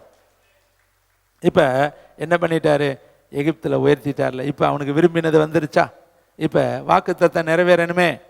ஒரு நாள் வருது, அன்னைங்க எல்லாரும் வந்து நிற்கிறான் முன்னாடி. ஒருவேளை உணவுக்காக, ஒருவேளை போஜனத்துக்காக, தன் குடும்பத்தினுடைய பஞ்சத்துக்காக அவனிடத்துல ஜீவரட்சனை கேட்டு வந்து நிற்கிறாங்க. எல்லாரும் சாஷ்டாங்கமாய் விழுகிறாங்க. கைத்தட்டி கர்த்தர் அப்போ நினச்சி பார்த்துருப்பாள். அன்னைக்கு சொப்பனத்தில் காட்டினாரு 11 அரிக்கட்டுகளை எனக்கு முன்னாடி விழுகும்னு. இப்போ 11 அரிக்கட்டுகளை வந்து எனக்கு முன்னாடி விழுந்து. விரும்பினது வரும் பொழுது ஜீவ விருட்சகம் பொழுது. இதுக்கு இடையில் அவன் காத்திருந்த காலம், இதுக்கு இடையில் அவன் போன பாதை, இதுக்கு இடையில் அவன் புடமிடப்பட்ட வாழ்க்கை, இதுக்கு இடையில் அவனுக்கு வந்த கண்ணீர், இதுக்கு இடையில் அவனுக்கு வந்த வேதனை. ஆனால் இத்தனைக்கு பின்னாடி வெகுமதியாக அவனுக்கு கிரேஸாக கர்த்தர் முதலமைச்சர் அல்லது பிரதம மந்திரி அல்லது ஆளுநர் அல்லது அந்த தேசத்திலே ராஜாவுக்கு அடுத்த மிக பெரிய ஒரு பதவியை கொடுத்தார். கைத்தட்டி கர்த்தருக்கு நன்றி சொல்லுங்க. உனக்கும் கர்த்தர் வச்சிருக்கிறார். ஜீவ விருட்சகத்தை வச்சிருக்கிறார். பெரிய ஒரு பதவியை வச்சிருக்கிறார். மிகப்பெரிய வாழ்க்கையை வச்சிருக்கிறார். இப்போ இவன் கேட்குறேன், எனக்கு குழந்தை இல்லையே, எனக்கு குழந்தை இல்லையே, எனக்கு குழந்தை இல்லையே. நீ சொன்ன மாதிரி நான் வந்துட்டேனே, நீ தானே என்னை எப்போ நான் உன்னை ஆசீர்வதிப்பேன் ஆதியாகமம் 12ஆம் அதிகாரத்தில் சொன்னீரே. இவன் 15ஆம் அதிகாரம் ஆயிடுச்சே, 3ஆம் வசனமும் வந்துருச்சே. 3 அதிகாரங்கிறது கிட்டத்தட்ட 100 வருஷத்துக்கு சமானம், கிட்டத்தட்ட 50 வருஷத்துக்கு சமானம். ஏன்னா ஒரு வசனத்துக்கு இன்னொரு வசனத்துக்கு இடையிலேயே பல ஆண்டுகள் ஓடிடும். 3 அதிகாரங்கிறப்ப இடையில ரொம்ப நாட்கள் ஆயிடுச்சு. இப்போ சொல்கிறேன், என் சொன்னீரே என்னை ஆசீர்வதிப்பேன், பேரை பெருமைப்படுத்துவேன், ஆசீர்வாதமாக இருப்பாய், உன் சந்ததிக்குள்ள சகல ஜனங்களும் ஆசீர்வதிக்கப்படும் சொன்னீரே. என் வேலைக்காரன் தானே எனக்கு சுதந்திரவாளியாக இருக்கிறேன். அப்போ தான் கர்த்தர் இடைமறிக்கிறாரு. நான் பொய் சொல்ல ஒரு மனுஷன் அல்லப்பா. என்ன சொல்கிறாரு பாருங்க, 4ஆவது வசனம். அப்பொழுது கர்த்தருடைய வார்த்தை அவனுக்கு உண்டாகி பக்கத்தில் சொல், இவன் அல்ல, இவன் உனக்கு சுதந்திரவாளி. ஒரு ப்ராப்பர் சொல்வா, இது உன்னுடைய வாழ்க்கை அல்ல, இது உன்னுடைய ஓட்டம் அல்ல, இது உன்னுடைய ஊழியம் அல்ல. நீ இப்போ உட்கார்ந்து இருக்கிறது உன்னுடைய சொந்த பிளேஸ் கிடையாது, இது ட்ரைனிங் பிளேஸ். கைத்தட்டி சொல்ல, இது ட்ரைனிங் பிளேஸ். ஆண்டவர் உன்னைய பயிற்சி கொடுக்குற பயிற்சி கூடம். ஆனால் உன்னை இதுக்கு அடுத்து தான் டாப்பில் தூக்குவார். கைத்தட்டுங்க. இதுக்கு அடுத்து உன்னை ஆண்டவர் லிஃப்டப் பண்ணுற இடம் இருக்கு, அது வித்தியாசம். என்னை முதன்னு கொண்டு போய் நான் ஊழிய பாதைக்கு போயிட்டு வந்த இடத்த இவங்கெல்லாம் போயிட்டு வந்தாங்க. சொன்னாங்க, ஐயா அந்த இடத்துக்கு நாங்கள் போனோம் ஐயா. நான் சொன்னேன், அந்த இடம் தான் என்னுடைய பயிற்சி களம். நான் வாழ்ந்த வீடெல்லாம் இவங்க போய் போட்டோ எடுத்து போட்டிருந்தாங்க. இப்போ எல்லாம் அது பாலடைஞ்சு வெறும் மரம் செடி கொடியாக இருக்குது. நாங்கள் வளர்ந்த ஆலயம் சின்ன ஒரு ஆலயம், குட்டி ஆலயம் இன்னமும் இருக்குது. அந்த ஆலயத்தில் ஒரு 25 பேர் அல்லது 30 பேரே உட்கார முடியாது, விசாலமாக. அவ்வளவு இடுக்கமான ஒரு ஆலயம். அதில் தான் நாங்கள் தொடப்பட்டு வளர்க்கப்பட்டு உருவாக்கப்பட்டோம். ஆனால் அந்த ஆலயத்தில் இருந்த நமக்கு இன்னைக்கு கிட்டத்தட்ட 1000த்திற்கு அதிகமான பேர் உட்கார்ற அளவுக்கு மிக பிரம்மாண்டமான ஒரு ஆலயத்தை கருத்திருக்கிறது. ஆனால் தொடப்பட்ட இடம் 25 பேர்கள் கூட உட்கார முடியாத ஒரு குட்டி ஆலயம், சின்ன ஆலயத்தில் தான் கர்த்தர் எங்களை தொட்டார். ஒரு சின்ன வீட்டில் தான் நாங்கள் குடியிருந்தோம். எங்களோட என் கூட பிறந்த அக்கா இருக்கிறாங்க, என்னுடைய குடும்பத்தை அறிந்த நிறைய பேர் இங்கே இருக்கிறாங்க. சின்ன இடம். அந்த தம்பி போயிட்டு வந்து சொன்னார், சின்ன சந்தா இருக்குது, அதுக்குள்ளே எப்படி நம்ம வாழ்ந்தோம், எப்படி போயிட்டு வந்தோம், அதில் தான் நம்ம இருந்திருக்கிறோமே. அப்படி இடத்துல இப்போ ஆண்டவர் எங்களுக்கு எல்லாருக்குமே நல்ல பேலஸை கொடுத்துருக்கிறார். கைத்தட்டி நல்ல வீடுகளை கட்டி கொடுத்துருக்குறார். நான் கடந்த நாளில் சாட்சி சொன்னேன் பிள்ளைகளுக்கு. நான் கொடைக்கானலில் பணியாற்றக்கூடிய காலம் இருந்துச்சு. அந்த காலத்தில் அங்கே தங்குவதற்கு எனக்கு வீடு கிடைக்கல. நானும் ஒரு 10 நாள் 15 நாள் அங்கே இன்னொருத்தருடைய இடத்துல நான் தங்கினேன். கடைசியில் அந்த ஊர் தலைவரை பார்த்து அவரிடத்துல போய், ஐயா நீங்கள் உங்கள் ஊர் சார்பாக எனக்கு தங்குவதற்கு ஒரு வீடு வாங்கி கொடுங்க, ஏன்னா என்னால் ஓசி இடத்துல தங்க முடியல, அங்கே எனக்கு நிறைய பிரச்சனை இருக்குது. அவர் ஒரு குறிப்பிட்ட நபரை கூப்பிட்டு, உங்கள் வீட்டை இவருக்கு கொடுங்க, அவர் கொஞ்ச நாளைக்கு இங்கே வேலை பார்க்குற வரை இருக்கட்டும்னாரு. அவர் 1 வாரம் டைம் கேட்டார். 1 வாரம் கழிச்சு நான் சொல்கிறேன் அப்படின்னார். அந்த 1 வாரமே எனக்கு ஒரு யுகம் மாதிரி இருந்துச்சு. திரும்பவும் அதே இடத்துல நான் தங்குவதும் போவதும் கஷ்டமாக இருந்துச்சு. எப்படியும் அவர் சொன்ன மாதிரி 1 வாரம் கடத்திட்டேன். 1 வாரத்துக்கு அடுத்து அவர் பதில் சொல்லவில்லை. திரும்பவும் அந்த ஊர் தலைவரிடத்தில் அணுகி அவரை கூப்பிட்டு கேட்டோம். அப்போ அந்த சொன்ன ஒரு நான் ஸ்டேட்மெண்ட் அவர் கொடுத்தாரு. இந்த 1 வார காலமாக இவர் பின்னாடியே நான் சுற்றிக்கிட்டு இருக்கிறேன். இவர் எங்கே போனாலும் நானும் போவேன், இவர் எங்கே உட்காந்தாலும் நானும் உட்காருவேன். இவர் காலையிலேருந்து சாயந்தரம் வரை இவர் பின்னாடியே இவருக்கு தெரியாமல் நான் சுற்றிக்கிட்டே இருக்கிறேன். எதுக்குன்னா, இவர் நல்லவரா கெட்டவரா, இவரை நம்பி வீடு கொடுக்கலாமா கொடுக்கக்கூடாதா, இவர் நடத்தை எப்படின்னு பார்க்குறதுக்கு 1 வார காலம் நான் அலைஞ்சேன் பின்னாடியே. ஆனால் இவருக்கு தெரியாது. ஆனால் இப்போ நான் சொல்கிறேன், என் வீட்டை இவருக்கு தர்றேன், இவர் நல்லவர்னு நான் கண்டுபிடிச்சிட்டேன் அப்படின்னு சொன்னார். எனக்கு பெரிய உலகத்தில் அன்னைக்கு வந்த சந்தோஷம் நினச்சே பார்க்கல, பெரிய சந்தோஷம் வந்துருச்சு. ஏன்னா வீடு கொடுக்குறேன்ட்டாங்களே. நான் நினச்சேன், நல்ல வீடாக இருக்கான், லைட் வசதி, பாத்ரூம் வசதி, எல்லா வசதியும் இருக்கான். ஏன்னா வாத்தியாருக்கு ஒரு வீடு கொடுக்கணும்னா எப்படிப்பட்ட வீடாக இருக்கும்டான்ட்டு. கடைசியில் பார்த்தா இந்த எக்ஸிமோக்கல் வீடு மாதிரி, இந்த பக்கம் கை நீட்டினா இடிக்குது, இங்கிட்டு கை நீட்டினா இடிக்குது. ஒரே ஒரு ஆள் சவப்பெட்டி மாதிரி ஒரு வீடு. உள்ள ஜன்னல் கிடையாது, ஒன்றும் கிடையாது, லைட்டு கிடையாது, கரெக்டாக பொந்து மாதிரி ஒரு வீட்டை கொடுத்தேன்.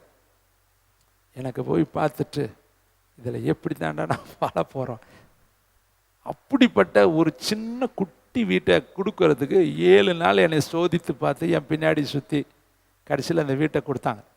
அதில் போய் நான் 10 மாதம் குடியிருந்தேன். ஒரு நாள் அந்த வீட்டு ஓனரு என்னுடைய இங்கே நான் இப்போ குடியிருக்கிற ஊருக்கு வந்தார்.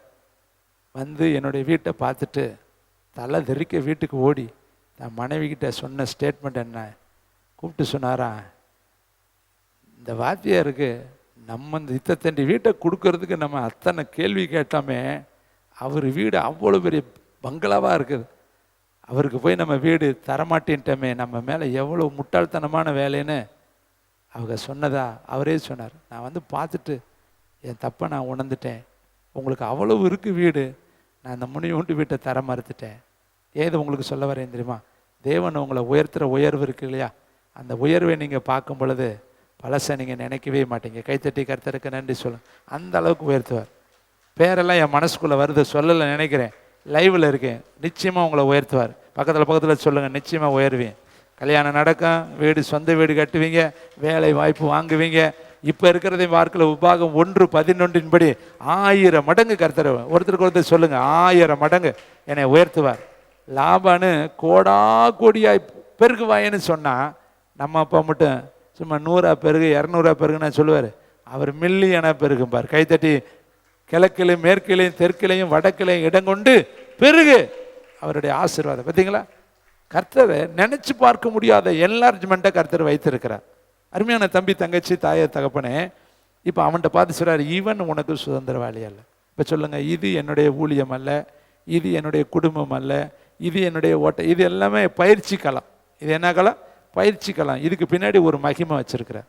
இங்கேருந்து உங்களை ட்ரெயின் அப் பண்ணி தூக்கி கொண்டு எங்கேயாவது கொண்டு போய் ஒரு டைனமிக் மாதிரி கொண்டு போய் உங்களை ஒரு இடத்துல போடுவார். பவுலையும் பர்னபாவையும் பிரிச்சிருப்பா, அதனால் கூப்பிடு தனியாக, நான் அழைத்த ஒரு ஊழியத்திற்கு அவங்கள அனுப்பிவிடு. அப்போ அவங்க புறப்பட்டு அந்த சபையிலிருந்து தாங்க புறப்படுறாங்க. ஒரு சபைக்குள்ளேருந்து புறப்பட்டு எங்கே போகிறாங்க? எருசலேமிலிருந்து இல்லிரிக்கன் தேசம் வரையும் கிறிஸ்துவனுடைய சுவிசேஷத்தை பூரணமாய் பிரசங்கித்தார்களாம். அப்போ நீங்கள் இங்கே இருந்து புறப்பட்டு உலகத்தின் கடைமுனை வரையும் கர்த்தர் உங்களை கொண்டு போய், எத்தனை பேர் விசுவாசிக்கிறீங்க? அமெரிக்காவுக்கு போவீங்க, என் கூட சேர்ந்து சொல்லுங்கள். அமெரிக்காவுக்கு போவோம், ஆப்பிரிக்காவுக்கு போவோம், ஐரோப்பாவுக்கு போவோம், இங்கிலாந்துக்கு வேணால் பேசவே மாட்டீங்க. சுற்றுலாவுக்கு போவேன்னு இல்லை, ஊழியத்துக்கு சொல்லுங்கள், ஊழியத்துக்கு போவோம். உலகத்தின் எல்லா நாடுகள், எல்லா விதமான கண்டங்கள், எல்லா விதமான ராஜ்யத்திலையும் கர்த்தருடைய ஊழியத்தை செய்ய கர்த்தர் எங்களை கொண்டு. எத்தனை பேர் விசுவாசிக்கிறீங்க? இங்கே இருந்தாங்க கேத்தரின் குல்மா எழும்புவீங்க, இங்கே இருந்தாங்க டிபி ஜோஸ்வாக்கள் எழும்புவீங்க, இங்கே இருந்தாங்க டிஜிஎஸ்கள் எழும்புவீங்க, இங்கே இருந்தாங்க சார்லஸ் பென்னிகள் எழும்புவீங்க. நான் அப்படி தான் ஜெபம் பண்ணுறேன். ஆண்டவரே, இந்த ஊழியத்திலிருந்து அப்போஸ்தலர்கள் எழும்பணும், தீர்க்கதரிசிகள் எழும்பணும், மேய்ப்பர்கள் எழும்பணும், போதகர்கள் எழும்பணும், சுவிசேஷர்கள் எழும்பணும். உலக வரலாற்றுகளை புரட்டி போடக்கூடிய மிகப்பெரிய தேவ மனிதர்கள் இந்த ஊழியத்திலிருந்து எழும்பணும்னு தான் என்னுடைய ஜெபமும் என்னுடைய விருப்பமும் என்னுடைய வாஞ்சையும். நான் தேவனை நோக்கி பண்ணும் வேண்டுதலும் மன்றாட்டுமா இருக்கு. அப்போ இந்த ஜெபத்துக்கு அவர் பதில் கொடுக்கணுமா கொடுக்கக்கூடாதா? நிச்சயமாக தருவார். நீங்கள் பார்த்தீங்கன்னா சொரண்டையிலிருந்து உலகத்தை இப்போ அசைக்கக்கூடிய தீர்க்கதரிசிகளை கர்த்தர் எழுப்பியிருக்கிறார். 4 மாவடியில் கர்த்தரை எழுப்பியிருக்கிறார்.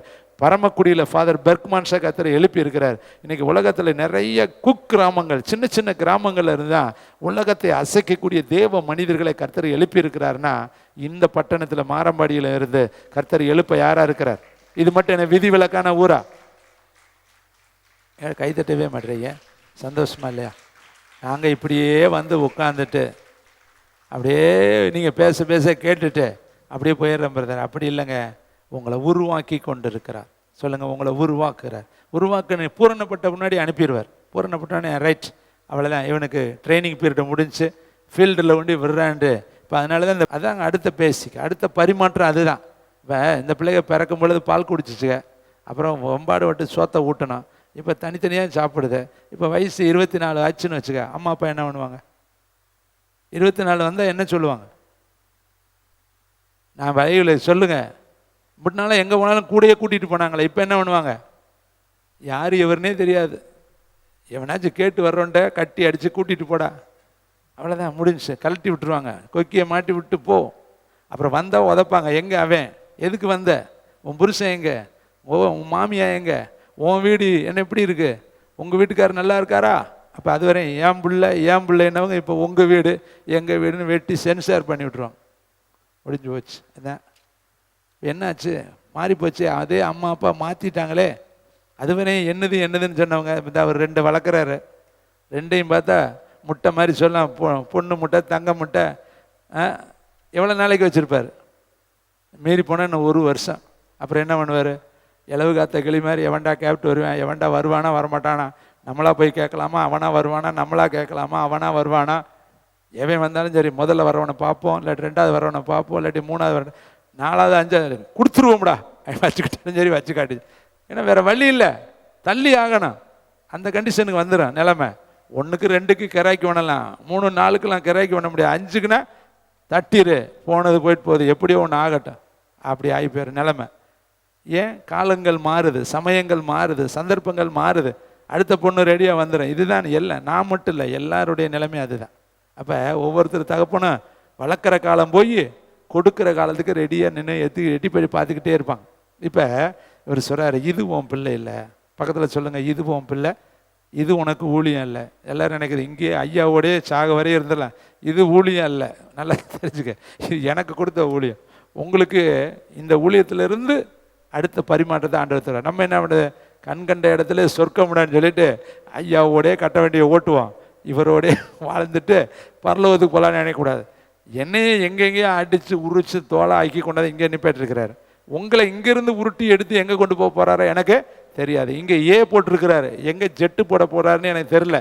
எனக்கு எங்கேயோ ஏ போட்டு இப்போ தான் எஸ்ஸில் வந்து நிற்குதுன்னு நினைக்கிறேன். இன்னும் கொஞ்சம் தள்ள நான் போகணும். ஜெட்டு என்னைக்கு போடுறாரோ அன்றைக்கி வண்டி எஸ்கேப் பாஸ் கொடுத்து அனுப்பி விட்ருவார், போப்பா முடிஞ்சிச்சு உனக்கு ஓட்டம். அருமையான தம்பி, தங்கச்சி, தாயை, தகப்பனே, இப்போ அவனுக்கு என்ன சொல்கிறாரு, 5வது வசனத்தை அவனை வெளியே கூப்பிட்றார். கொஞ்சம் வெளியே வாப்பா.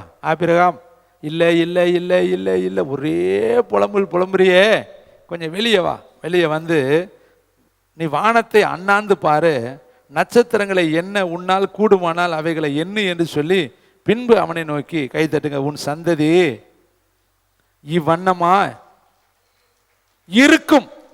இன்னமும் முடியல, இருக்கும், இந்த மேல தான் இருக்கும், இன்னும் வரப்போகுது. இதுவும் எதிர்காலம் தான். சூரிய சந்திரனை போல, நட்சத்திரத்தை போல நான் உன் சந்ததியை ஆசீர்வதிப்பேன். என்ன முடிஞ்சா எண்ணிக்க. அவனு எண்ணியிருப்பேன். எவ்வளோதான் எண்ண முடியும்?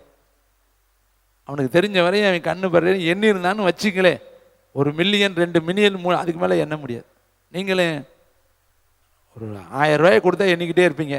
ஒரு லட்சத்தை கொடுத்தா வாய் வலிச்சு போய் கை வலிச்சு போயிடும். பார்த்துருக்கிறீங்களா? அதுக்கு மேலே எண்ண முடியாது.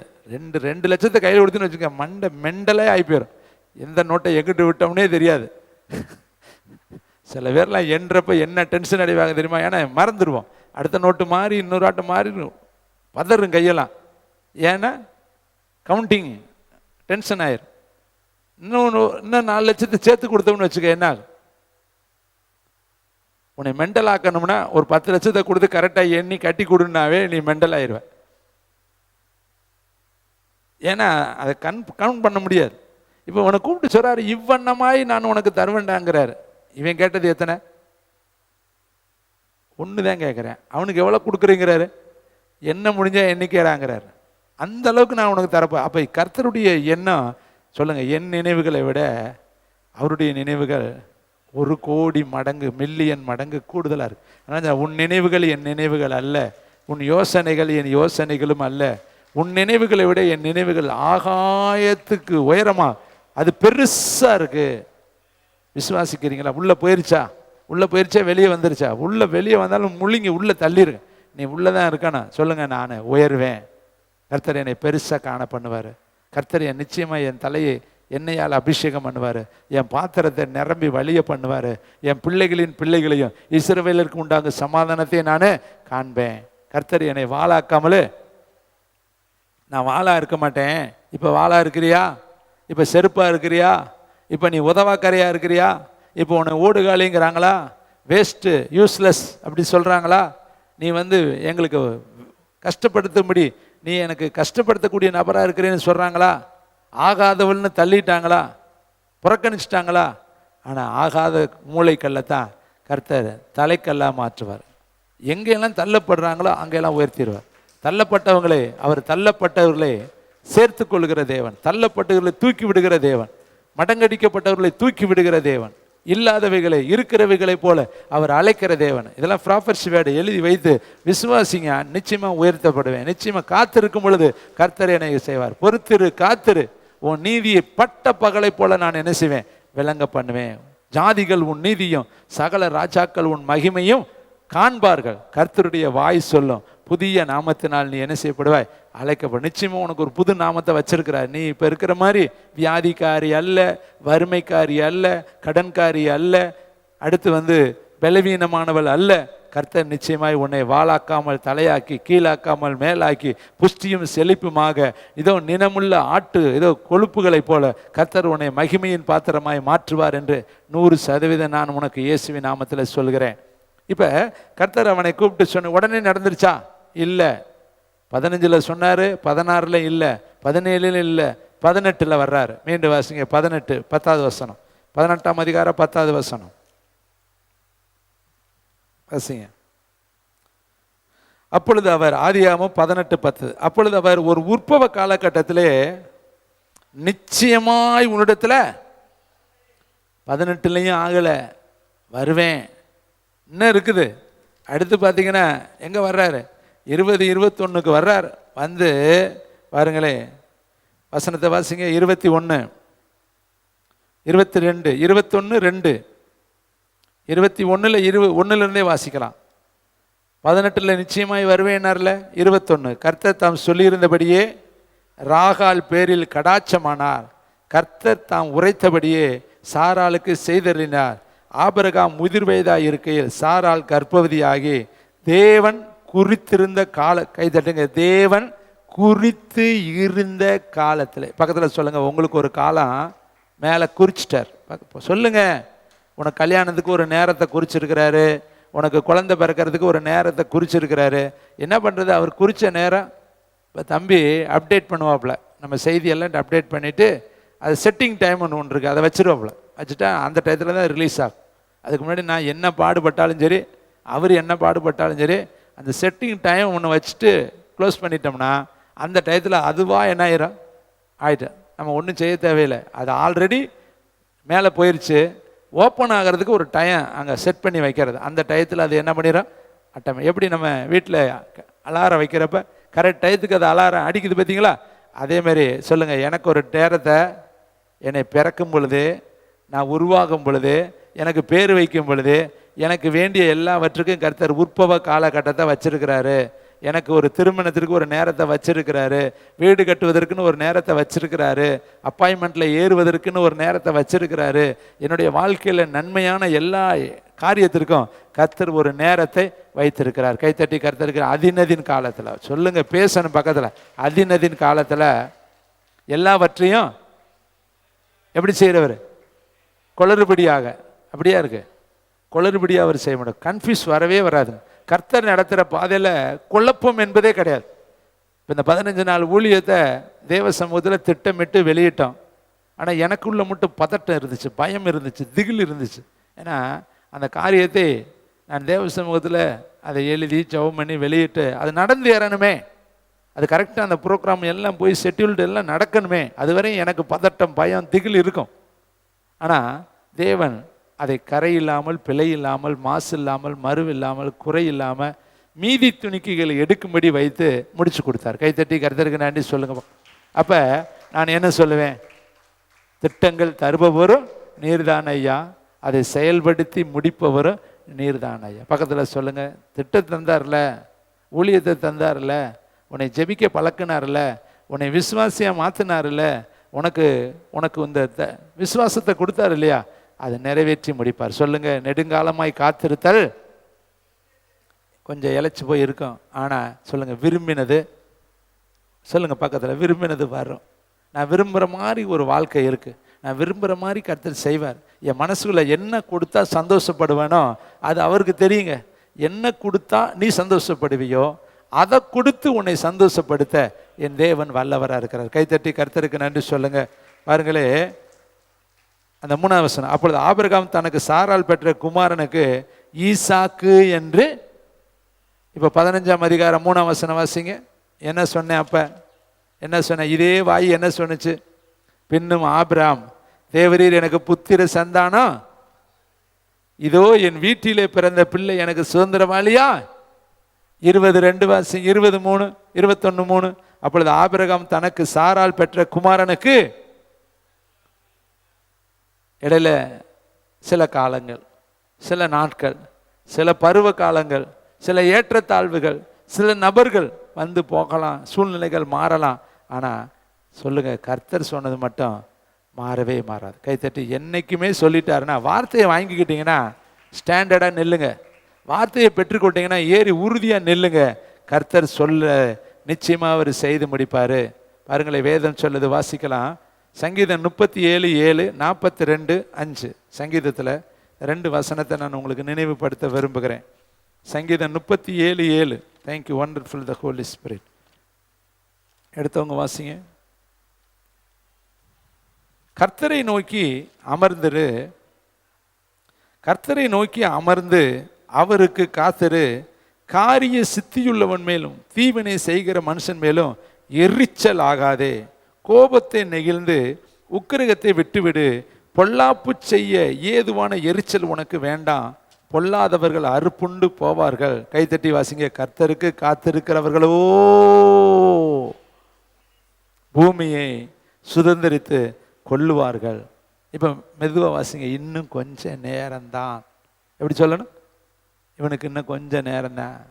அவனுக்கு ஆண்டவர் வச்சிருக்க நேரம் என்ன? கொஞ்சம் நேரம் தான். இன்னும் கொஞ்சம் நேரம்தான்.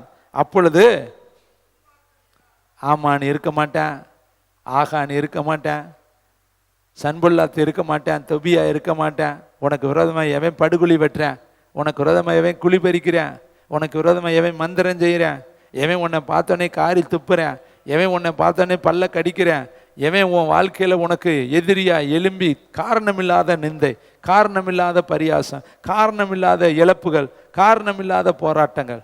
நம்மளை சில பேர் பார்த்தோன்னே நம்மளை உரசுவேன், வம்பிழுப்பேன். நிறைய இந்த உலகத்தில் நான் பார்த்துருக்கிறேன். நம்ம பேசாமல் போய்கிட்டு இருந்தாலே நம்மளை கிண்டல் பண்ணுவேன், நம்மளை கேலி பண்ணுவேன். ஏன்னா அவனுக்கு தெரியும் இவனுக்கு யாரும் வரமாட்டாங்க, ஏன்னா என்ன வேணாலும் பேசிக்கலாம். பார்த்துருக்கீங்களா? பெண் பிள்ளைகளெல்லாம் நிறைய பேர் கிண்டல் பண்ணுவேன்.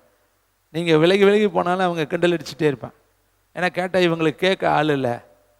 ஆனால் நமக்கு ஒருத்தர் கேட்க இருக்கிறார், கர்த்தராகி இயேசு கிறிஸ்து. கைத்தட்டி கர்த்தருக்கு நன்றி சொல். உனக்கு விரோதமாய் உருவாக்கப்படும் வாய்க்காமல், உனக்கு விரோதமாய் நியாயத்தில் எழும்புகிற எந்த நாவையும் நீ குற்றப்படுத்துவாய். ஒரு உண்மை சம்பவம் ஒரு ஊழியக்காரர் தன்னுடைய செய்தியில் சொல்லியிருக்கிறாரு. ஒரு மனைவியை கணவன் எப்போ பார்த்தாலும் அடிப்பாராம், எதற்கு எடுத்தாலும் அடிப்பாராம்.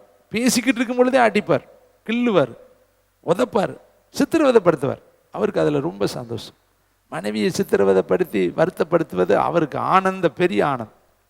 கேட்டால் சொல்லுவோம், அனாதை உனக்கு யார் இருக்கா, உன்னை யார் கேட்பா, உன்னை அடித்தா யார் வந்து கேட்பா, அப்போ வந்துடுவானா, அங்கே அம்மா வந்துடுவாங்களான்னு அவர் மாட்டில் அப்பா அம்மாவெல்லாம் திட்டுவார். இந்த பொண்ணு யாருக்கிட்ட போய் சொல்லும்? சிறுமைப்பட்டு நொறுக்கப்பட்டு ஜெபிக்கிற பொண்ணு தினந்தோறும் பரலோகத்தை நோக்கி அபயம். அவன் நல்லா வலுவாக இருக்கிறான், முரடனாக இருக்கேன், அடித்து சித்திரவதைப்படுத்துகிறேன். எங்கள் அப்பா எங்கள் அம்மா வந்து கேட்க முடியாது. அவங்களாம் பலவீனமானவர்கள், வயது முதிர்ந்தவர்கள். இவன் காரியத்தை யார் கேட்கறது? அவன் சொல்ல, யார் உனக்காக வருவா, யார் என்கிட்ட வந்து கேட்க முடியும்? அப்படி சொல்லி தான் உரிமையை நிலநாட்டி யாராவது கேட்க போனால் என் முண்டாட்டி அடிப்பேன், உதைப்பேன், என்ன வேணாலும் பண்ணி, நீ யாரான்னு போடான்ற. ஆனால் இந்த பொண்ணு தினந்தோறும் அழுதுகிட்டே இருந்துச்சு. ஒரு நாள் இந்த சம்பவத்தில் ஏசப்பா குறுக்கிட்டார். தத்துருமா இறங்கி முன்னாடி நின்னாராம். எப்படி நின்னாரா? அட்ரா பார்க்கலான்னாரா, அடி பார்க்கலாம். அவரை பார்த்தோன்னே வெள்ளத்து போனானா. யாருமே இல்லைன்னு சொன்னேன். அந்த பொண்ணுக்காக அவங்க அப்பாவாகிய நான் வந்திருக்கிறேன். கைதிட்டேன். பிள்ளை மேலே கை வச்சேனா உண்மை சம்பவம். கர்த்தரை செய்வார். வழியில் மோசையை கொல்ல பார்த்தார் இருக்குல்ல, பிழையாம உருவின பட்டயத்தோட கர்த்தர் நின்றார். சமயத்தில் நமக்கு சிநேகிதர் தான், அன்புள்ளவர் தான், இரக்கம் உள்ளவர் தான், தயவுள்ளவர் தான். ஆனால் வழக்காடியாக வருவார். சமயத்தில் யுத்த இராணுவ சேனை சக்கரத்தை கலட்டினார். வேதத்தில் எனக்கு பிடிச்ச ஒரு வார்த்தை, சக்கரத்தை அச்சாணியை பிடுங்கி விட்டார். நம்ம வண்டியில் அச்சாணியெல்லாம் நட்டை பிடுங்கி விட்டுறது. ஸ்டேரிங்கு அப்படியே நிற்க, 4 சக்கரம் 4 பக்கம் போயிடுச்சுன்னு வச்சுக்க, எத்த வண்டி போகும்? வீட்டில் இருக்கிற 4 பேர்த்தையும் பிடுங்கி விட்டாருன்னா என்ன ஆகிறது? நிழலின் அருமை வெயிலில், வெயிலின் அருமை நிழலில் தெரியுமா? மனைவியோடைய அருமை இல்லாட்டி தான் தெரியும். யோசித்து பாருங்க. இன்னைக்கு வீட்டில் மனைவி இருக்கனால என்ன விரட்டுறது, உருட்டுறது, தாட்டு பூட்டுங்கிறது. 2 நாளைக்கு அவங்க இல்லைன்னு வச்சுக்க, கடையில் போய் வாங்கி சாப்பிட்டு பார்த்துட்டு கடைசியில் யாரை தேடணும்? அங்கிட்டு பார்க்காமையே பேசுகிறேன், உங்களை பார்த்துட்டு யாரை தேடணும்? உங்கள் அருமை எப்போ தெரியும்? 2 நாளைக்கு கடையில் போனால் அவன் ஒரு இட்லி 10 ரூபாம்பேன், தோசை 25 ரூபாம்பேன். 2 நாளைக்கு பணம் இருக்கனால வாங்கி தந்துட்டு அப்புறமேலு அது டிசென்ட்ரி ஆகி போய் அப்புறம் திருப்பி எங்கே வந்துடணும்? இல்லைன்னா தாங்க அதோடைய அருமை தெரியும். கொரோனா காலத்தில் ஆராதனையே இல்லைங்களே, ஆராதிக்கவே முடியலைங்க, ஆராதனையே போச்சுங்க. இருந்தப்போ நீங்கள் போனீங்களா? இருந்தப்போ கீழ்ப்பிடிச்சிங்களா? எல்லாத்துக்கும் வாயை கட்ட போட்டு எல்லாம் யார்? புருஷன் மனைவிக்கிட்ட பேசுகிறதில்ல, ஒட்டிக்குமா? மனைவி புருஷன்கிட்ட பேசுறதில்ல, பிள்ளைகள்கிட்ட பேசுறது. நானும் தம்பியுமே பெரிய கட்டா போட்டுட்டு அவர் வந்துடுவார். அவர் சொல்லுவார், நான் வண்டிக்கெலாம் போகிறையா, எங்கிட்ட அது எவன் மேலே பட்டு எதாவது வந்துடும், உங்களை பாதுகாக்கணுமே. யார் யாரோடையும் பேசாமல் எல்லையில் உட்காந்து பேசணுமே. ஆண்டவர் எப்படி வாய் போட்டு விட்டார். நாடே ஸ்தம்பித்து போயிருந்துச்சே. ஆனால் கர்த்தர் இன்னைக்கு நமக்கு நல்லவராக இருந்தார். கைத்தட்டி கர்த்தருக்கு நன்றி சொல்லுங்க. அந்த வசனத்தை பார்த்து இன்னும் கொஞ்ச நேரம் தான். அப்புறமேலு அவனை நீ தேடினாலும் இரான், அவன் ஸ்தானத்தை உற்று விசாரித்தாலும் அவனை நீங்கள் எங்கே போய் பார்க்க முடியும்? உங்கள் ஊரில் எத்தனை பேர் பெரிய பெரிய நான் தான் ஊரேன்னு சொன்னவெல்லாம் எங்கே இருக்கிறேன்? அவனுக்கு கொள்பனையும் இல்லை, கொடுப்பனையும் இல்லை. பூமிக்கு கீழே அவனுக்கு ஒன்றுமே கிடையாது. அவன் பேரே மறந்து போச்சு. இன்றைக்கி எத்தனை பேர் நீங்கள் உங்கள் ஊரில் யாவை வச்சுருக்கிறீங்க? செத்தவனை எத்தனை பேர் நினச்சிக்கிட்டு இருக்கேன்? அன்னைக்கு ஒரு நாளைக்கு போவேன், நவம்பர் 2ஆம் தேதி அன்னைக்கு அதுவும் போய் வேண்டிக்கேன்னு சொல்லத்தான் போகிறானே ஒழிய அதுலேயும் லாபத்துக்கு தான் போகிறேன். எனக்காக வேண்டிக்கடா சாமி, நானும் அந்த நரகத்துக்கு வராத அளவு வேண்டிக்கடான்னு தான் போய் சொல்ல போகிறானே ஒழிய அதுலேயும் லாபத்துக்கு தான் போகிறேன் நினைக்கிறானா? அன்னைக்கு போய் வேணா நினைக்கிறேன்.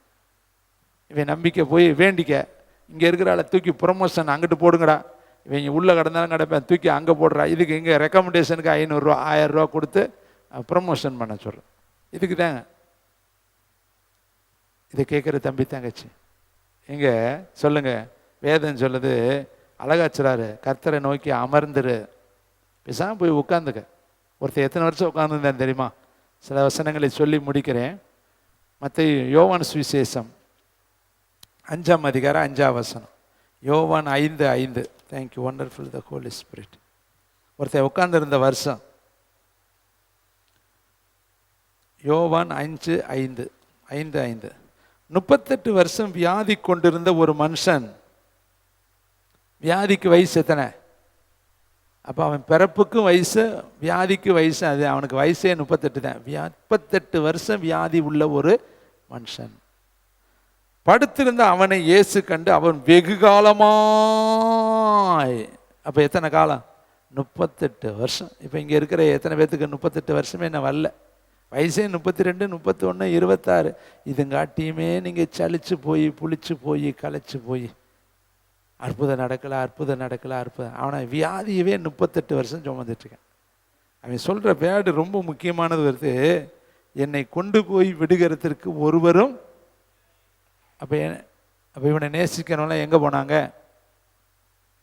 இவனுக்கு ஒரு அம்மா இருந்திருப்பாங்கல்ல, அப்பா இருந்திருப்பாங்கல்ல, அண்ணன் இருந்திருப்பாங்கல்ல, தம்பி இருந்திருப்பாங்கல்ல, சிநேகிதர் இருந்திருப்பாங்கல்ல.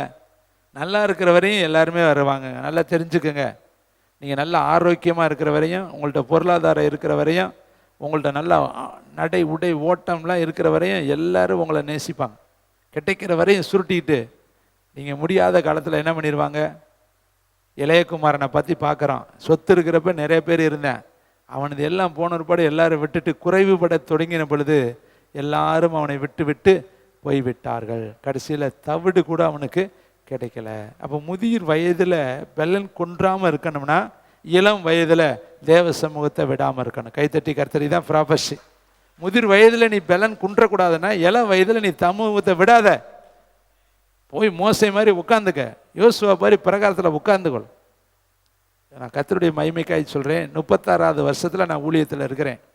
36 வருஷத்தில் இருக்கிற 365 நாளையும் நான் தேவனுக்காக செலவு செய்திருக்கிறேன்.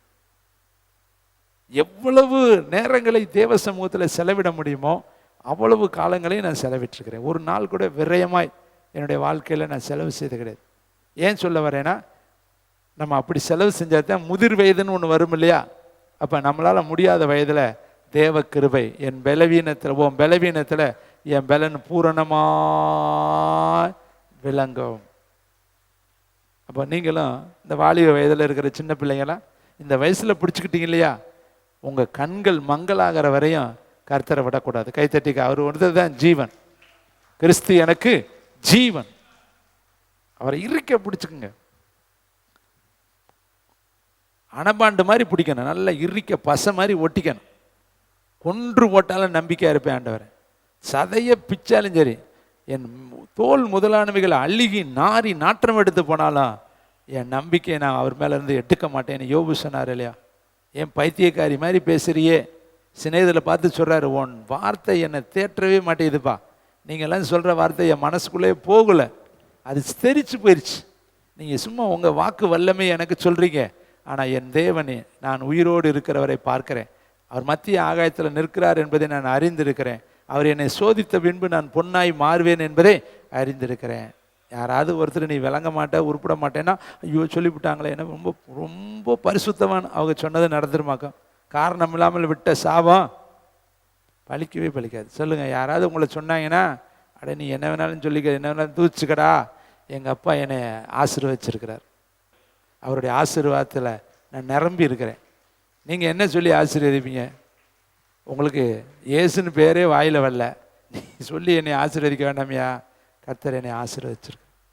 உன் ஆசீர்வாதம் எனக்கு தேவை கிடையாது. கர்த்தர் என்னை ஆல்ரெடி என்ன பண்ணியிருக்கிறார்? மனுஷ ஆசீர்வாதத்தை விட பரலோக ஆசீர்வாதம் பெருசு. கைத்தட்டிக. கர்த்தர் பிள்ளைகள் மேலே கைகளை வைத்து ஆசீர்வதித்தாராம். அந்த ஆசீர்வாதம் எப்படிப்பட்ட ஆசீர்வாதம்? அவர் கை நம்ம மேலே இருக்குதே போதும், மனுஷன் கை நம்ம மேலே பட வேண்டிய அவசியம் இல்லை. அப்போ வேதம் சொல்லுது, 38 வருஷம் படுத்து கிடக்கிறான். இவன் பொறுமையை பார்த்த பரலோகம், இவன் காத்திருப்பதை பார்த்துருக்கிற ஏசப்பா நேராக அவன்கிட்டே இறங்கி வந்துட்டார். பக்கத்தில் சொல்லுங்கள், ஓன்ட்டே ஏசப்பா வருவார். ஆபிரகாம் வீட்டுக்கு வந்தார், இங்கே படுத்திருக்கிற இடத்துல அவரே வர்றார். யார் கூப்பிட்டா? அவருக்கு யார் ஆள் அனுப்புனேன்? 100க்கு அதிபதி எது ஆள் அனுப்புனேன்? இவன் யாரையுமே அனுப்பலை. இவன் சொல்லிட்டானே, யாருமே இல்லை, அனாதேன்ட்டான். அப்பாவும் இல்லை, அம்மாவும் இல்லை, அண்ணனும் இல்லை, தம்பியும் இல்லை, சொந்தக்காரனும் இல்லை, நானே இங்கே படுத்து அனாதையாக கிடக்கிறேன். அப்போ இவன் சாப்பாடு, இதெல்லாம் நம்ம தியானிக்கணும். யாருமே இல்லைன்னா இவனுக்கு யார் சமைச்சு கொடுத்துருப்பா? அப்போ இவன் எத்தனை நாள் பட்னி? தம்பிங்க போயிட்டு வந்து சொன்ன ஸ்டேட்மெண்ட்டு பேசிக்கிட்டே இருக்காங்க. அவங்க சொல்கிறாங்க, சாப்பாட்டை குடியா, சோத்தை கொடுங்கய்யா, பசிக்குது, அப்புறமேல் பேசுங்க. ஒரு நேரம் சோறு இல்லாமல் நாங்கள் உட்காந்துருக்குறோம். பார்த்தீங்களா? வீடு இருக்குது, மயங்க இருக்கிறாங்க, மகன் இருக்குது, சோறு இல்லை. அவங்க கேட்குறாங்க, சாப்பாட்டை கொடுங்கய்யா, ஒரு நேரம் சோறு எனக்கு கிடைக்கலையா? பார்த்தீங்களா? ஆனால் நம்ம எவ்வளோ சோத்தை கொட்டுறோம், எவ்வளோ சாப்பாடு அம்மா கொடுக்குற சாப்பாட்டை வேண்டாங்கிறோம், இது எனக்கு பிடிக்கலைங்கிறோம். ஆனால் தெருக்கல்ல சாப்பாடு இல்லாத லட்சக்கணக்கான பேர் இருக்காங்க. ஹோட்டலில் வெளியில் எச்சில் லட்சக்கணக்கான பேர் பொறுக்கிறாங்க. ரேஷன் அரிசி வாங்கி எத்தனை பேர் சாப்பிட்றாங்க தெரியுமா? ரேஷன் அரிசி கூட கிடைக்காமல் இருக்கிறாங்க. ஆனால் நான் சாப்பாட்டை உதாசீனப்படுத்துகிறோம். இங்கே பாருங்களேன், வேதம் சொல்லுது, ஒருவர் கூட எனக்கு இல்லை. அப்போ எல்லாரும் கைவிட்டுட்டாங்க, எல்லாருமே அவனை புறக்கணிச்சிட்டாங்க, எல்லாருமே அவனை ஒதுக்கிட்டாங்க, எல்லாருமே அவனை என்ன பண்ணிட்டாங்க? கைவிட்டுட்டாங்க. ஆனால் ஏசப்பா அவனை கைவிடலை. அவனுக்கு ஜெபிக்க தெரியாது, அவன் பரலோகத்தை பார்த்து அபயமிடலை, அவன் தேவனை கூப்பிட்டான்னு இங்கே எழுதப்படலை. அவன் ஏதோ ஒன்றை நம்பி உட்காந்துருக்கான், ஒரு குளத்தை நம்பி. ஆனால் குளத்தையே உருவாக்கினவர் அவன் கிட்ட போய் சொல்கிறாரு, எழுந்து உன் படுக்கை எடுத்துட்டு நடையினார். காத்திருந்த காலம் போதும்பா, நீ காத்திருக்கிறியா? கைவிடப்பட்டு சுதா, ஜெயசுதா காத்திரு, நிச்சயமாய் உன் நீதியை பட்ட பகலை போல விளங்க பண்ணுவார். நீ எழும்ப வேண்டிய நாள் வரும். ரொம்ப நாளை காத்துட்டீங்களா? நிச்சயமாக எழுப்புவார். எஸ்தர் வேதத்தில் ரொம்ப டச்சிங் வேர்டு இருக்கு. அனாதை, யாருமே கிடையாது. அவள் தன்னுடைய பலவீனத்தை யார்கிட்ட சொல்ல முடியும்? அவங்க பாபிலோனில் இருக்கிறாங்க, அந்த சூசான் நகரத்தில் இருக்காங்க. அதெல்லாம் நாடு கடத்தப்பட்ட எல்லைகள், வேற நாடுகள், இஸ்ரவேலிருந்து சிறைப்பிடித்து கொண்டு வரப்பட்டவர்கள். இவர்களுடைய பெண்களுக்குரிய காரியத்தை அவள் யார்கிட்ட சொல்ல முடியும்? அண்ணன்ட்ட சொல்ல முடியாது, அவன் ஆண் புத்திரன். அப்போ அவனுக்கு உறவுகளில் கூட பெண்கள் இருந்ததாக இல்லை வேதத்தை. அவன் நிலைமையை சொல்ல முடியாத நிலைமை. ஆனால் அவளுக்கு ஒரு எதிர்காலத்தை கர்த்தர் திட்டம் பண்ணியிருந்தார். 128 நாடுகளுக்கு இவளை ராணியாக கர்த்தர் கொண்டு வரும். அதுக்கு முதல் நாள் தாங்க, அதுக்கு கொஞ்ச நாளைக்கு முன்னாடி தாங்க ஒரு வஸ்தியை கீழே தள்ளி இவளை அந்த வஸ்திக்கு கர்த்தர் ராஜாக்களை தள்ளி ராஜாக்களை அந்த வசதி செஞ்சதெல்லாம் நியாயம்தான், அவள் செஞ்சதெல்லாம் தப்பு கிடையாது, அவள் செஞ்ச எல்லாமே கரெக்ட். புருஷன் தான் அழகை காண்பிக்க கூப்பிட்ற, அவள் போக மாட்டேங்கிறா, கரெக்டு தான் அவள் செஞ்சவ, ஏற்கனவே உள்ள வசதி செஞ்சதெல்லாம் கரெக்ட். ஆனாலும் ஒருத்தனை தள்ளினா தானே ஒருத்தனை தூக்க முடியும். அப்போ கர்த்தர் அவளை தள்ள வச்சு இவளை தூக்குனார், கைத்தட்டு அந்த இடத்த வேக்கண்ட் பிளேஸை மாற்றி இவளை அந்த இடத்துக்கு ராணியை தூக்குனார். அப்போ அவள் இருந்தால் அவள் போக முடியாது, இவ போக முடியாது. அப்போ கர்த்தர் அவளை அனுப்பணும். அப்போ ஒருத்தர் எம்மோரியர்களை வெளியே தள்ளணும், கிர்காசியரை தள்ளணும், எபூசியரை தள்ளணும், எல்லாத்தையும் தள்ளுனா தான் கானானுக்குள்ள நம்ம போக முடியும். அப்போ சிலரை கர்த்தர் என்ன பண்ணுவார்? தாவீது சொல்கிறாரு, ஒருத்தர் வெட்டப்பட்டு செத்து போயிடுறேன், யோவாப் சொல்லுவார், வெட்டப்பட்டவனுக்காக வருத்தப்படாத, செத்துட்டு போகிறேன், நீ பட்டணத்தை இடித்து போட்டு கர்த்தருடைய ஊழியத்தை செய்ய, வெட்டுப்பட்டவன் ரத்த சிந்தனவன் ரோட்டில் கிடக்கிறவனுக்காக வருத்தப்படாத, நீ கர்த்தருடைய யுத்தத்தை நடத்து. அப்போ சில இடத்துல வெட்டி விழுகிறானா விழுந்துட்டு போகிறேன், அடுத்த வேலையை நம்ம பார்க்கணும், அதுக்காக அதுலேயும் நம்ம நிற்கக்கூடாது, அடுத்த ஊழியத்தை நம்ம செய்யணும் தேவனுடைய பிள்ளைகளை. இப்போ ஏசப்பா என்ன பண்ணார் தெரியுமா? அவனை எலும்பு பைக்கிட்டு எடுத்துகிட்டு கிளம்பு. அப்போ காத்திருந்த காலம் போய் இருதயத்தை இழைக்க பண்ணுகிற ஒரு காலம் வந்துச்சு. இப்போ அவன் குருடுனா, இப்போ அவன் ஜப்பானியா, இப்போ அவன் முடவனா, இப்போ அவன் வியாதிக்காரனா, இப்போ அவன் அனாதையா, இப்போ அவன் தரித்திரனா, இப்போ அவன் கைவிடப்பட்டவனா, இப்போ அவனுக்கு குலம் தேவையா? அவனுக்கு குலமே தேவையில்லை. கை தட்டுங்க பார்க்கலாம். உங்களையும் ஆண்டவர் உயர்த்திடுவார், உங்களையும் அவர் உயர்த்திடுவார். நிச்சயமாக நீங்கள் உயர்ந்த ஒரு இடத்துல வருவீங்க. நீங்கள் உயர்ந்த இடத்துல ஏறி வரும் பொழுது சிறையிருப்பு மாறும், கண்ணீர் மாறும், துக்கம் மாறும், அவமானம் மாறும், நிந்தை மாறும், கைவிடப்பட்ட நிலைமை மாறும். உங்கள் துயரத்துக்கு பதிலாக ஆனந்த களிப்பு வரும், உங்கள் கண்ணீருக்கு பதிலாக ஏதோ மகிழ்ச்சி உண்டாகும். இப்போ எது உங்களுக்கு இல்லையோ அது எல்லாம் கர்த்தர் டபுள் மடங்கு கர்த்தர் கூட்டி கொடுப்பார். எத்தனை பேர் விசுவாசிக்கிறீங்க? இன்னும் ஒரு சில பகுதிகளை சொல்லி நான் முடிக்க விரும்புகிறேன். லூக்கா 1:6 சகரியா எலிசபெத் கர்த்தரிட்ட சகல கற்பனையின்படியும் 2 பேர் குற்றமற்றவர்களாக இருந்தார்கள். கர்த்தரிட்ட சகல கற்பனையின்படியும் 2 பேரும் நியமங்களின்படியும் குற்றமற்றவர்களாய் நடந்து தேவனுக்கு முன்பாக நீதியுள்ளவர்களாய் இருந்தார்கள். எலிசபெத்து மலடியாய் இருந்தபடியினால் அவளுக்கு பிள்ளை இல்லாதிருந்தது. இருவரும் வயது சென்றவர்களாயும் இருந்தார்கள்.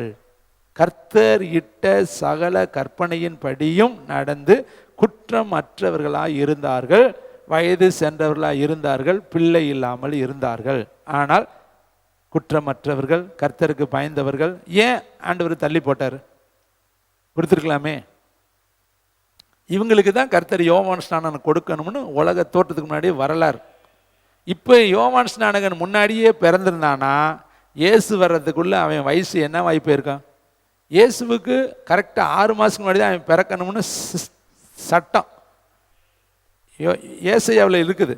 அவன் காட்டுத்தேனை உட்கொள்ளுகிறவனாய் வருவான், அவன் இயேசுவுக்கு முன்னாடி நடப்பான்னு சொல்லி கர்த்தர் ஏற்கனவே ப்ராப்பர்சி சொல்லியிருக்கிறார். அப்போ யோவான் பிறப்பும் முன்குறிக்கப்பட்டது, இயேசு பிறப்பும் முன்குறிக்கப்பட்டது. 2 பேத்துக்கு இருக்கிற டூரியேஷன் பீரியடு, இடைப்பட்ட காலங்கள் 6 மாதம் தான் டிஃப்ரெண்ட் இருக்கு. அப்போ இவங்க 2 பேத்துக்கு முதலே குழந்தை பிறந்திருந்தா இவன் இயேசுவை பார்த்துருக்க முடியுமா? இயேசுக்கு முன்னாடி நடந்திருக்க முடியுமா? அப்போ ஏன் எலிசபெத்துக்கு குழந்தை டிலே ஆகுதுன்னா யார் வரணும்? இயேசு வரணும், அந்த காலம் வரணும். அந்த குறிப்பிட்ட காலத்துக்கு முன்னாடி தான் இவளுக்கு குழந்தை பாக்கியம். அப்போ அது வரையும் நீ என்னதான் கற்பனைப்படி நடந்தாலும் சரி, தலைகள் தான் நின்னாலும் சரி, உருண்டாலும் சரி, பிறண்டாலும் சரி, கத்துனாலும் சரி, அழுதாலும் சரி, என்ன செஞ்சாலும் கர்த்தர் சென்சார் பண்ணி வச்சிருப்பார். கற்பத்தை கர்த்தர் என்ன பண்ணி வச்சுட்டாரு? அடைச்சிட்டாரு. கொஞ்ச நாள் இப்போ வெயிட் பண்ணு, உலகத்தையே அசைக்கிற ஒரு தீர்க்கதரிசியை நான் உனக்கு வச்சிருக்கிறேன். யோவானை விட பெரியவன் இந்த வேதத்தில் யாருமே கிடையாது, பரலோகத்தில் யாருமே கிடையாது. கைத்தட்டி கர அவன் உன்னதமான தேவனுக்கு முன்னாடி நடக்கிற ஆசாரியனா இருப்பான். அவன் யோவானை விட பெரியவனே கிடையாதுன்னு சொல்லிட்டார். இயேசுவுக்கு அவன் ஞானஸ்தானம் கொடுக்குற அளவுக்கு கர்த்தர் அவனை பெரியவனாய் வைத்திருந்தார். அப்போ அவனுக்கு கர்த்தர் ஒரு டைம் வச்சுருந்தார்ல, பக்கத்தில் பார்த்து சொல்லுவாங்க, உங்களுக்கு ஒரு டைம் இருக்குது, ஏன்னா பேசவே மாட்டேங்கிறீங்க, வச்சிருக்கிறாரு. அதுக்கு முன்னாடி நீ இப்படி தான் சாம்பலில் தான் உட்காந்துருக்கணும். அதுக்கு முன்னாடி நீ எப்படி தான் உட்காந்துருக்கணும்? சாம்பலை தலையில் போட்டு தான் உட்காந்துருக்கணும். அது இந்த காலம் இருதயத்தை கொஞ்சம் இலைக்கு பண்ண அப்படியே வந்து எல்லாரும் கேட்பாங்க, உனக்கு இன்னும் கிடைக்கலையா, இன்னும் உனக்கு நடக்கலையா, இன்னும் உனக்கு காரியம் சொல்லிக்கிட்டு தான் இருப்பாங்க. அவனையும் பார்த்து சொல்லியிருப்பாங்க, இன்னைக்கு போகலையாடா, அவெல்லாம் போயிட்டான்டா, இவெல்லாம் போயிட்டான்டா, நேற்று வந்தவன் போயிட்டான்டா, இன்னைக்கு வந்தவன் போயிட்டான்டா சொல்லியிருக்கும் பொழுது அவனுக்கு எப்படி இருக்கு மனசுக்குள்ள? ஆனால் இவனுக்கு உள்ள விழுகணும்னு சிஸ்டம் கிடையாது, அவரே வரணும். அவர் வரணும்னா இயேசுக்கு 33 வயசு தான் அவர் ஊழியத்துக்கு வர்றப்ப. இவன் வியாதி 38 வருஷம். அப்போ இயேசு பிறக்கிறதுக்கு 5 வருஷத்துக்கு முன்னாடியே இவன் பிறந்து வியாதியை சுமந்துக்கிட்டு அவர் 12 வயசுல இருக்கிறப்பையும் இவன் குளத்துல தான் இருக்கேன். அவர் போதகர் நடுவில் பேசுகிறப்ப இவன் குளத்துல தான் இருக்கிறான். அவர் தாய் தகப்பனுக்கு கீழ்ப்படிஞ்சிருக்கிறப்ப இவன் குளத்துல தான் இருக்கிறான். இப்போ யார் வரணும்? இயேசு வரணும். அது வரையும் இந்த வியாதியை சுமந்துக்கிட்டே இருக்கிறேன் மனசில். இப்போ உங்களுக்கும் ஆண்டவர் ஒரு சிஸ்டத்தை வச்சிருப்பார். ஒரு வேளை 27 இருக்கலாம், ஒரு வேளை 28 இருக்கலாம், உதாரணத்துக்கு சொல்கிறேன் 30 இருக்கலாம். அந்த நாள் வரையும் நீ என்னதான் இருக்கணும்? ஒரு நாள் அவருடைய பார்வையில் 1000 நாள் அவருடைய பார்வையில் ஒரு நாள் பொழுது. நம்ம நினச்சிக்கிட்டு இருப்போம், இன்னும் தரமாட்டுறாரு, இன்னும் தரமாட்டுறாரு, இன்னும் தரமாட்டுறாரு, இன்னும் தரமாட்டுறாரு. அவர் அங்கிட்டு இருந்து சொல்லுவார், தருவேன் தருவேன் தருவேன், கலங்காதே திகையாதே, நான் உன் தேவன், நான் உன்னை பலப்படுத்தி உனக்கு சகாயம். இன்னும் தரமாட்டுறாரு, இன்னும் தரமாட்டுறாரு, இப்பொழுது இருக்கிறதை பார்க்கல 1000, இன்னும் தரமாட்டுறாரு, இன்னும் தரமாட்டுறாரு. இதவே நீ சொல்ல, அவர் அங்கிட்டு இருந்துட்டு ஒரு வாக்குத்தத்தத்தை கொடுக்க, அப்புறம் நீ ஒன்று சொல்ல, அவர் ஒன்று சொல்ல, இப்படியே பக்கத்தில் தாங்க காணான் இருந்துச்சு. இப்படியே நேராக குறுக்க போயிருந்தா காணானுங்கிறது ஒரு வாரத்துக்குள்ளே போயிடலாம். ஆனால் இதுக்கு எத்தனை நாள்? 40 வருஷம் இழுத்து அடிக்கிறார். இப்படி சுற்றி அப்படி சுற்றி அங்கே சுற்றி இங்கே சுற்றி வாங்கடா அப்படியே இழுத்துக்கிட்டு போகிறாரு. செங்கடலுக்கெல்லாம் போக வேண்டிய அவசியமே இல்லை. இப்படியே குறுக்க போயிருந்தால் செங்கடலே தேவையில்லை. இப்போ கடலை காட்டுறாரு, யோர்தானை காட்டுறாரு, எரிகோவை காட்டுறாரு, 7 ஜாதிகளை காட்டுறாரு. அப்படியே சுற்றி அடித்து உலகமே சுற்றி கூட்டிகிட்டு வந்து இதாண்டா காணான்னு காட்டுறாரு. ஏன்? அப்போ தான் அவர் அற்புதங்களை விளங்க பண்ணி அவர் தேவன் என்பதையும் நாம் அவருடைய ஜனங்கள் என்பதையும் விளங்க பண்ண கர்த்தர். அதனால தான் வசனம் சொல்றது, வந்து பாருங்கள் அவர் மனுபுத்திரத்தில் நடப்பிக்கும் கிரிகளில் பயங்கரமாக இருக்கிறாரு. அடுத்து அப்போஸ்தலர் புஸ்தகம் 1:5 எருசலேமில் போய் காத்திருங்கள், பரிசுத்த ஆவி உங்கள் மேலே வருகிற வரையும் நீங்கள் என்ன பண்ணணும்? காத்திரு. எத்தனை நாள்? 50வது நாள் வரையும் காத்திருக்கணும். ஏசு பரமேறி போன உடனே இவங்க போய் மேலே உட்காந்துருக்குறாங்க. என்ன பண்ணுறது? கீழே போனால் அடிச்சிருவேன், உதச்சிருவேன், மிதிச்சிருவேன். ஏன்னா ஏசு கிறிஸ்துவோடைய சீசர்னு சொல்லி பிடிச்சி கொண்டு ஜெயிலில் போட்டுருவேன். அவரையே சிலுவையில் அடிச்சிட்டாங்க. நம்மளை எந்தில் அடிப்பாங்களோ தெரியாது. எல்லாம் மேலே போய் 120 பேர் உட்காந்துருக்கிறேன். என்னதுக்கு உட்காந்துருக்கேன்? ஒரு மனமாக அப்படியே கொயட்டாக இருக்கிறேன். எங்கே எந்த பேச்சும் கிடையாது. ஏன்னா இவனே பயந்து அரண்டு வேறு உட்காந்துருக்கிறேன். அவன் மேலே இயற்கைக்கு அப்பாற்பட்ட சூப்பர் நேச்சுரல் பவர், மனுஷன் சரீரத்தில் இதுவரை பார்க்காத ஒரு வல்லமை, பயங்கரமான அக்னி வந்து மேலே விழுந்துச்சு. எப்போ விழுந்துச்சு? காத்திருக்கிற பொழுது கழுகு போல ஒரு பலன் அவங்க மேலே இறங்குச்சு. அதுக்கு பின்னாடி அவர்கள் உலகம் முழுவதும் சிதறடிக்கப்பட்டார்கள். இதை கேட்குற தம்பி, தங்கச்சி, தாயே, தகப்பனே, இன்னைக்கு கர்த்தர் சொல்கிறாரு, அநேக நாளாய் காத்திருத்தல் சொல்லுங்க, இருதயத்தை இலைக்க பண்ணோம். ஆனால் பக்கத்தில் சொல்லுங்க, விரும்பினது வரும். சொல்லுங்க, விரும்பினது வரும். அப்போ எப்படி இருக்குன்னு தெரியுமா? ஜீவ விருட்சகம் போல இருக்கும். இப்போ சகரியாவுக்கு கிடைச்சிருச்சா ஜீவ விருட்சகம்? எலிசபெத்துக்கு ஜீவ விருட்சகம் கிடைச்சிருச்சா? எலிசபெத்துக்கு ஜீவ விருட்சகத்தை கையில் வாங்கிட்டாளா? அதே மாதிரி யோசேப்பு ஜீவ விருட்சகத்தை கையில், கிரீடத்தை வாங்கி தலையில் வைக்கும் பொழுது, அந்த மெல்லிய வஸ்திரத்தை தரிக்கும் பொழுது, மனாசாவை கையில் ஏந்தும் பொழுது, எப்ராஹிமை கையில் ஏந்தும் பொழுது, ரதத்து மேலே ஏறும் பொழுது, அந்த மோதிரத்தை அவன் அணியும் பொழுது, அவன் உள்ளத்துக்குள்ளே என்ன கிளுகிழுப்பு வந்திருக்கு, சந்தோஷம். கர்த்தர் என் தலையை என்னையால் அபிஷேகம் பண்ணிட்டாரு, என் பாத்திரம் நிரம்பி வழியுது. யோசேப்பு, யோபு புடமிட்ட பின்பு ஒரு நாள் அவனுடைய வாழ்க்கை மீண்டும் துளிர்த்தது. 2 மடங்கு கர்த்தர் ஆசீர்வதித்தார். கைத்தட்டு. விரும்பினது வரும் பொழுது அது எப்படி இருக்கும்? அதே மனைவி தாங்க, வேற மனைவி கிடையாது. அதே மனைவி மனம் திரும்பி வர்றா. ஆனால் அடுத்து 10 பிள்ளைகள், வெவ்வேறு பிள்ளைகளை கர்த்தர் கொடுத்தார். அதே பிள்ளைகள் கிடையாது, அழகுள்ளவர்கள். பூமியில் அவர்களைப் போல அழகுள்ளவர்களே கிடையாது. அவ்வளவு அழகுள்ள குமாரத்திகளை கர்த்தர் கொடுத்தார். கைத்தட்டி கர்த்தருக்கு காத்திருத்தல் இருதயத்தை இளைக்க பண்ணோம். பக்கத்தில் சொல்லுங்க, விரும்பினது வரும். அது ஜீவ விருட்சகம் போல இருக்கு. எல்லாரும் ஜெபிக்கும்படி எழுந்து நிற்கலாம். ஹல்லேலூயா.